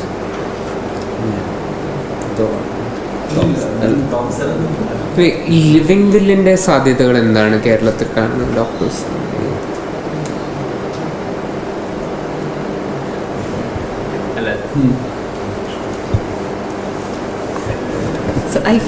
എനിക്ക് കറക്റ്റായിട്ട് അറിയില്ല ഇതിൽ, പക്ഷെ I think we need to have a witness for that. അത് കൗണ്ടർ സൈൻ ചെയ്യണം, അങ്ങനെ കുറെ. അതെ, അത് ലീഗലി ബൈൻഡിങ് ആണെന്ന് എനിക്ക് തോന്നുന്നില്ല, പക്ഷെ അത് ആളുകൾ ചെയ്യുന്നുണ്ടോ? അതായത് life സപ്പോർട്ടിന്റെ I haven't come across anything. Oh, you can sign a DNR document that says that I don't want these specific procedure. I don't want to be on a ventilator. DNR sign ചെയ്യണം. I haven't heard of anything till now. അല്ല, ഇപ്പം അത് living will ഇപ്പോൾ വളരെ സജീവമായിട്ട് നമ്മുടെ കേരളത്തിൽ discuss ചെയ്യപ്പെടുന്നുണ്ട്. അത് ഇപ്പോൾ സുപ്രീം കോടതി അംഗീകരിച്ചൊരു ആ ഒരു ഫോർമാറ്റിൽ അത് അവൈലബിൾ ആണ്. അത് സൈൻ ചെയ്ത് ഇപ്പോഴത്തെ എനിക്ക് നമ്മൾ സൈൻ ചെയ്താൽ ഒരു ഗസറ്റഡ് ഓഫീസർ കൂടി സൈൻ ചെയ്താൽ മതി. എന്നിട്ട് അത് നമുക്ക് നമ്മുടെ ഫാമിലി മെമ്പേഴ്സിനെയും ഇപ്പോൾ നമ്മൾ ചികിത്സയ്ക്ക് പോകണമെങ്കിൽ ഡോക്ടേഴ്സിനെ ഏൽപ്പിച്ചാൽ മതി. പിന്നെ ഒരു പ്രപ്പോസൽ സുപ്രീം കോടതി പറഞ്ഞിട്ടൊരു പ്രപ്പോസൽ സംസ്ഥാന ഗവൺമെൻറ് എല്ലാ പഞ്ചായത്തിലും അത് ഇപ്പം ആ പഞ്ചായത്തിലെ ആൾക്കാർ ആരെങ്കിലും ഇത് ലിവിംഗിൽ എഴുതിയിട്ടുണ്ടെങ്കിൽ ആ പഞ്ചായത്തിൽ ആ ആളെ ഏൽപ്പിക്കാനുള്ളൊരു സജഷൻ വന്നിട്ടുണ്ട്. പക്ഷേ നടപ്പിലാക്കപ്പെട്ടിട്ടില്ല. ഇപ്പോഴത്തെ എനിക്ക് ഗസറ്റ് ഓഫീസർ സൈൻ ചെയ്ത് കഴിഞ്ഞാൽ മുമ്പ് അത് വളരെ പ്രൊസീജിയർ വളരെ കോംപ്ലിക്കേറ്റഡ് ആയിരുന്നു. ഇപ്പോൾ ഏറ്റവും സിംപ്ലിഫൈഡ് ആയിട്ടുള്ള അംഗീകരിക്കപ്പെട്ട ലീഗലി അംഗീകരിക്കപ്പെട്ട രൂപം ഇതാണ്. ലിവിംഗിൽ തയ്യാറാക്കാം. അത് ഈ പറഞ്ഞ ഗസറ്റ് ഓഫീസർ സൈൻ ചെയ്തിട്ട് ആ വ്യക്തിക്ക് സൂക്ഷിക്കാം, കുടുംബത്തിലും കൊടുക്കാം, പിന്നെ ഹോസ്പിറ്റലിൽ പോകുമ്പോൾ അത് ഡോക്ടേഴ്സിന് കാണിക്കാം. ഇവർ കുറച്ച് ഇവിടുത്തെ തൃശ്ശൂർ ഇന്ത്യൻ പാലിയേറ്റീവ് സൊസൈറ്റിയിലെ കീഴിൽ ഇവർ കുറച്ച് പേര് കൂടി ചേർന്ന് 35 പേരുടെ മറ്റേ ലിവിംഗിൽ ഓൾറെഡി സൈൻ ചെയ്തിട്ടുണ്ടായിരുന്നു. ഇപ്പോൾ പല ഭാഗത്തും പ്രത്യേകിച്ച് പാലിയേറ്റീവ് കെയർ സ്ഥാപനങ്ങളൊക്കെ തന്നെ അവരുടെ ഇനിഷ്യേറ്റീവിൽ കൂട്ടായിട്ട് ഇത് സൈൻ ചെയ്യാനുള്ളൊരു അറ്റംപ്റ്റുകൾ നടക്കുന്നുണ്ട്. പക്ഷെ അതിൽ വേറൊരു പോയിന്റ് സെല്ലിന് മുമ്പ് എപ്പോഴാണ് പറഞ്ഞൊരു ഓർക്കുന്നുണ്ട്. നിങ്ങളുടെ അവിടെ ഐഐടി തന്നെ ബന്ധപ്പെട്ട ഒരു കാര്യത്തിന് ഈ സൂയിസൈഡ് ചെയ്യാനുള്ള അവകാശത്തെക്കുറിച്ച് സെല്ല് എന്താ കുറിപ്പ് എന്താ എഴുതിയ, പക്ഷെ അത് അംഗീകരിക്കപ്പെട്ടില്ല എന്നുള്ളത് പറയുന്നുണ്ട്. അപ്പോൾ അതിൽ ഞാൻ ആലോചിക്കുന്നത് ഇപ്പോൾ ലിവിംഗ് വില്ലിൽ നമുക്ക് ഇപ്പോഴത്തെ നിലയ്ക്ക് ചികിത്സ കൊണ്ടും ഭേദപ്പെടാൻ പറ്റാത്ത അസുഖങ്ങൾ വരുമ്പോൾ അതിൽ തുടർച്ച് ചികിത്സ നിർബന്ധപൂർവ്വം ചെയ്യരുതെന്നുള്ളൊരു ഇത് മാത്രമാണ്. പിന്നെ അതേസമയം ഈ പറഞ്ഞ പല കാര്യങ്ങൾ ഇപ്പോൾ ബോഡി എങ്ങനെ ചെയ്യണം, ഇപ്പം മെഡിക്കൽ കോളേജ് കൊടുക്കുക, അല്ലെങ്കിൽ അത് പ്രദർശിപ്പിക്കുക, അങ്ങനെ അതുകൂടിയൊക്കെ എഴുതി വയ്ക്കാം. പക്ഷേ ഇപ്പോൾ ഒരാൾ അയാൾക്ക് ഗുരുതരമായ രോഗം ബാധിച്ചു, പക്ഷെ അത് വലിയ ചികിത്സ ദീർഘമായ പ്രൊസീജിയർ കൊണ്ട് മാറ്റപ്പെടാൻ പറ്റാത്തതെന്ന് പറയുമ്പോൾ മാത്രമേ ഇപ്പം നിങ്ങളിപ്പോൾ ലിവിംഗിൽ എഴുതി വെച്ചാലും ഡോക്ടർ ഇതിന് വിത്ഡ്രോ ചെയ്യണമെങ്കിൽ അത് അവൈലബിൾ ആയിട്ടുള്ള ട്രീറ്റ്മെൻറ്റ് കൊണ്ട് മാറാൻ പറ്റാത്ത അസുഖമാണെന്ന് ഡോക്ടർ കൺവിൻസ് ആകുമ്പോൾ മാത്രമേ ഡോക്ടർക്ക് അത് വിത്ഡ്രോ ചെയ്യാൻ പറ്റുള്ളൂ. അതിപ്പോൾ ക്രിട്ടിക്കൽ കെയർ അങ്ങനെ ഡിസിപ്ലിനുള്ളൊരു ഹോസ്പിറ്റലിൽ ബോർഡ് തീരുമാനിക്കണം. പിന്നെ ഗവൺമെൻറ് ഹോസ്പിറ്റലിൽ വേറെ ഉണ്ടെന്ന് തോന്നുന്നു. പിന്നെ അതിൻ്റെ കുറച്ച് ഇതുണ്ടെങ്കിൽ പ്രൈവറ്റ് ഹോസ്പിറ്റലാണെങ്കിൽ പോലും ഡോക്ടേഴ്സിന് DMO നിർദ്ദേശിക്കുന്ന ഒരാളുകൂടിയൊക്കെ വരണമെന്നൊക്കെ ഉണ്ട്. അത് പിന്നെ ഈ കുറച്ച് ഈ പറഞ്ഞ പോലെ നിർണ്ണയിക്കാൻ പറ്റാത്തതൊക്കെ വരുമ്പോഴാണ് ആ ഇഷ്യൂസൊക്കെ വരിക. പക്ഷേ ഈ പറഞ്ഞ പോലെ വളരെ കോംപ്ലിക്കേറ്റഡ് ആയിട്ടുള്ള പ്രൊസീജിയറിലൂടെ അത് ട്രീറ്റബിൾ ആണെന്ന് കാണുന്ന അത്തരം സങ്കീർണതയുള്ള ഘട്ടങ്ങളിൽ ഡോക്ടർ ചിലപ്പോൾ നമ്മൾ വലിയ എഴുതി വെച്ചിരുന്നതൊന്നും ചിലപ്പോൾ അംഗീകരിച്ചോണമെന്നില്ല. പക്ഷെ അതിൽ ഈ പറഞ്ഞ പോലെ ഞാനിപ്പോൾ ഒരു ഗുരുതരമായിട്ടുള്ള രോഗം ബാധിക്കുകയാണ്, എനിക്കത് ട്രീറ്റ് ചെയ്യാനുള്ള പണമില്ല, പിന്നെ അതിൻ്റെ വളരെ ആ ചികിത്സ കൊണ്ട് തന്നെ ഗുരുതരമായിട്ടുള്ള വയ്യായികളൊക്കെ അല്ലെങ്കിൽ ഇത് വേദനകൾ ഞാൻ അനുഭവിക്കേണ്ടി വരികയാണെങ്കിൽ എനിക്ക് എന്നെ മരിക്കാൻ സഹായിക്കണം എന്നുള്ളൊരു ക്ലോസ് വെക്കാൻ ഇപ്പോഴത്തെ എനിക്ക് വെക്കാം, പക്ഷെ അത് അംഗീകരിച്ചോളുന്നില്ല, ഒഫീഷ്യലി ഡോക്ടേഴ്സ് തയ്യാറായിക്കൊള്ളുന്നില്ല. ബേസിക്കലി മെഡിക്കൽ സയൻസിൻ്റെ ഇന്നബിലിറ്റി അഡ്മിറ്റ് ചെയ്യാൻ ഒരു ഡോക്ടർക്ക് അവകാശമില്ല formally procedures just say we can do it. അല്ല, അത് വേറെ പറഞ്ഞിട്ടുണ്ട്. പ്രധാനമായിട്ട് ഇപ്പോൾ വളരെ ഇപ്പോൾ രോഗം വന്നു, ഗുരുതരമായ കോംപ്ലിക്കേഷൻസ് വന്നു, അത് ഇപ്പോൾ വലിയ സൊഫിസ്റ്റിക്കേറ്റഡുള്ള ട്രീറ്റ്മെൻറ്റ് ഫെസിലിറ്റിയൊക്കെ ഉള്ള സ്ഥലത്ത് ട്രീറ്റ് ചെയ്താൽ ചിലപ്പോൾ രക്ഷപ്പെട്ടേക്കാം എന്നുള്ളൊരു അവസ്ഥ ഉണ്ടാവും. ചിലപ്പോൾ അതിന് ചിലപ്പോൾ ലക്ഷങ്ങൾ അല്ലെങ്കിൽ കോടി രൂപ ചിലവഴിക്കാനുള്ളതും വരാം, ചിലവ് വരാം, പ്രൈവറ്റായാലും നമ്മുടെ കേരളത്തിലെ സിറ്റുവേഷനിൽ. അപ്പോൾ അങ്ങനെയുള്ള അവസരത്തിൽ എനിക്ക് സമ്പത്തില്ലാത്തതുകൊണ്ടോ അല്ലെങ്കിൽ ഞാനത് ബന്ധുക്കൾക്ക് ഭാരമുണ്ടെന്നോ ഞാൻ സ്വയം തീരുമാനിച്ചാൽ പോലും എനിക്ക് ഈ സൂയിസൈഡ് ചെയ്യാനുള്ള അത് സപ്പോർട്ട് കിട്ടില്ല. ഇപ്പോഴത്തെ ഞാൻ സൂയിസൈഡ് അതിൻ്റെ ബില്ല് എഴുതി വെച്ചാൽ പോലും പറ്റില്ല.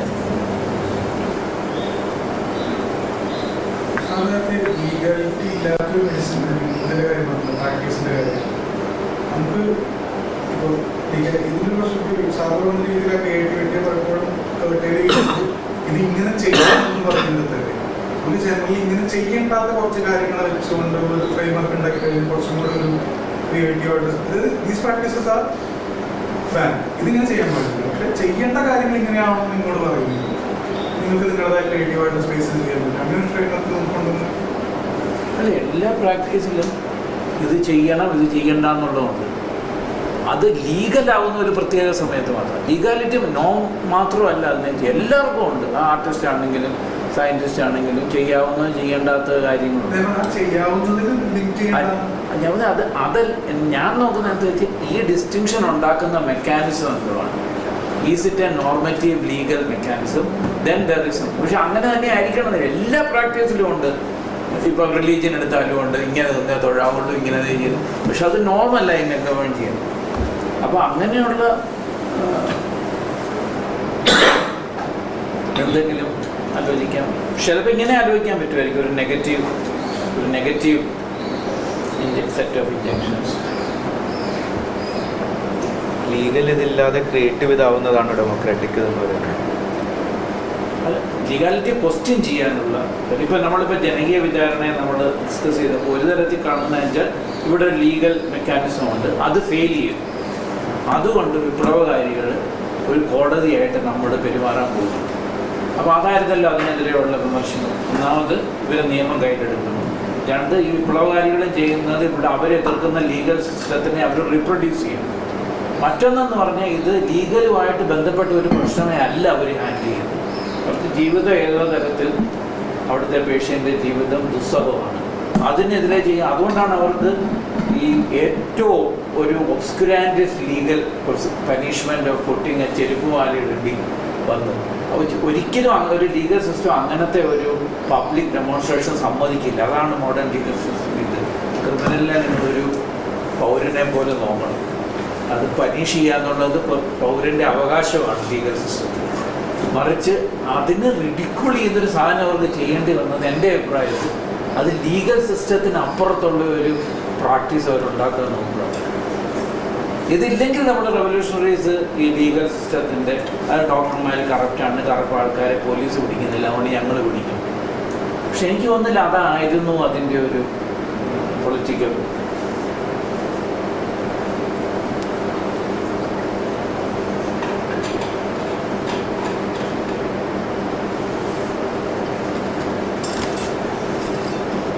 ഈ ഒരു കാരിത്താസിലെ ഒരു ഡോക്ടർ, അതിന് ആർക്കെങ്കിലും എന്തെങ്കിലും അറിയോ?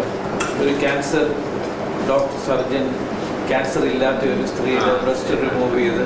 Is there any discussion about അതിനെ പറ്റി? Not heard about anything in the medical ഫീൽഡാണ് കേട്ടിട്ടില്ല. But the social media I have seen many have blamed him. ഡോക്ടേഴ്സിൻ്റെ ഇടയിൽ അതൊരു ഡിസ്കഷൻ വന്നിട്ടില്ല.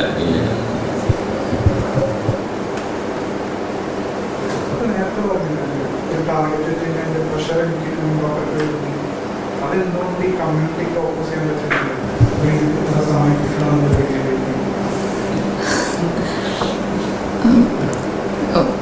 അതിപ്പം ബേസിക്കലി എവ്രിബഡി ഈസ് റീപ്ലേസബിൾ. ഞാൻ ഇങ്ങനെ ചെയ്യില്ല എന്ന് പറഞ്ഞാൽ they can easily throw me out, take somebody else who will do the work.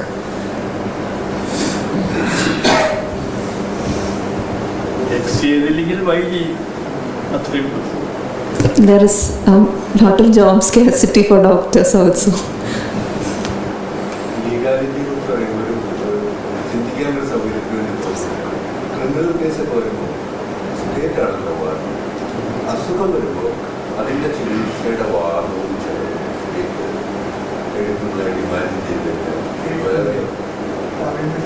അതായത് ലീഗാലിറ്റിയെ കുറിച്ച് പറഞ്ഞുകൊണ്ടാണ്. അപ്പോൾ ഒരു ക്രിമിനൽ കേസ് ഉണ്ടായിക്കഴിഞ്ഞാൽ സ്റ്റേറ്റാണ് വാദി. അപ്പോൾ അസുഖം ഉണ്ടായിക്കഴിഞ്ഞാൽ അതിൽ വാദിയായിട്ട് സ്റ്റേറ്റ് നിന്നിട്ട് അതിൻ്റെ ചെലവുകളും അതിൻ്റെ ഉത്തരവാദിത്വം സ്റ്റേറ്റിലേക്ക് മാറുകയാണെങ്കിൽ ഈ കൂടുതൽ ഭാവനകൾക്ക് സാധ്യതയുണ്ട്. ഒന്നാണ് മാറണമെന്നല്ല പറയുന്നത്, ഇമാജിനേഷൻ സാധ്യതയുണ്ടാവും. ഉണ്ടോ ഇല്ലേ അറിയില്ല. സോ സ്റ്റേറ്റാണ് പേ ചെയ്യുന്നത്, മെഡിക്കൽ അല്ല ഇൻഷുറൻസ് അല്ല. വാദം പോലെയാണ് ലോകം. അത് ഭാവനയ്ക്ക് വേണ്ടിയാണല്ലോ, അല്ല അതിന് വേണമെന്ന് പറയാം. വേണമെന്നുള്ള കാരണം എനിക്ക് തോന്നുന്നു നമ്മളെ ഏറ്റവും പ്രൈവറ്റൈസ്ഡ് മെഡിസിൻ ഉണ്ടാകുമ്പോഴാണ് ഭാവന ഒട്ടും ഇല്ലാതായി മാറുന്ന ഒരു സിറ്റുവേഷൻ ഉണ്ടാകുന്നത്. കാരണം ഇവിടെ ചോയ്സ് എന്നുള്ളത് വളരെ ഒരു അബ്യൂസ്ഡ് ടേമായിട്ടല്ലേ. അതെന്താ വെച്ചാൽ പഴയ ചില ഇമാജിനേഷനിൽ ബാലമരണം മോശം ഭരണത്തിൽ നിന്ന് വരുന്നതാണ്. മഴ പെയ്യാതിരിക്കുന്നത് മോശം രാജാവിൻ്റെ നേട്ടം. സ്റ്റേറ്റിനെ മനസ്സിലാക്കാൻ വേണ്ടി ഉള്ള ഉദാഹരണങ്ങളാണ്. പക്ഷേ അത് ആ ഭാവനകൾ നല്ലതാണെന്ന് എനിക്ക് തോന്നാറ്.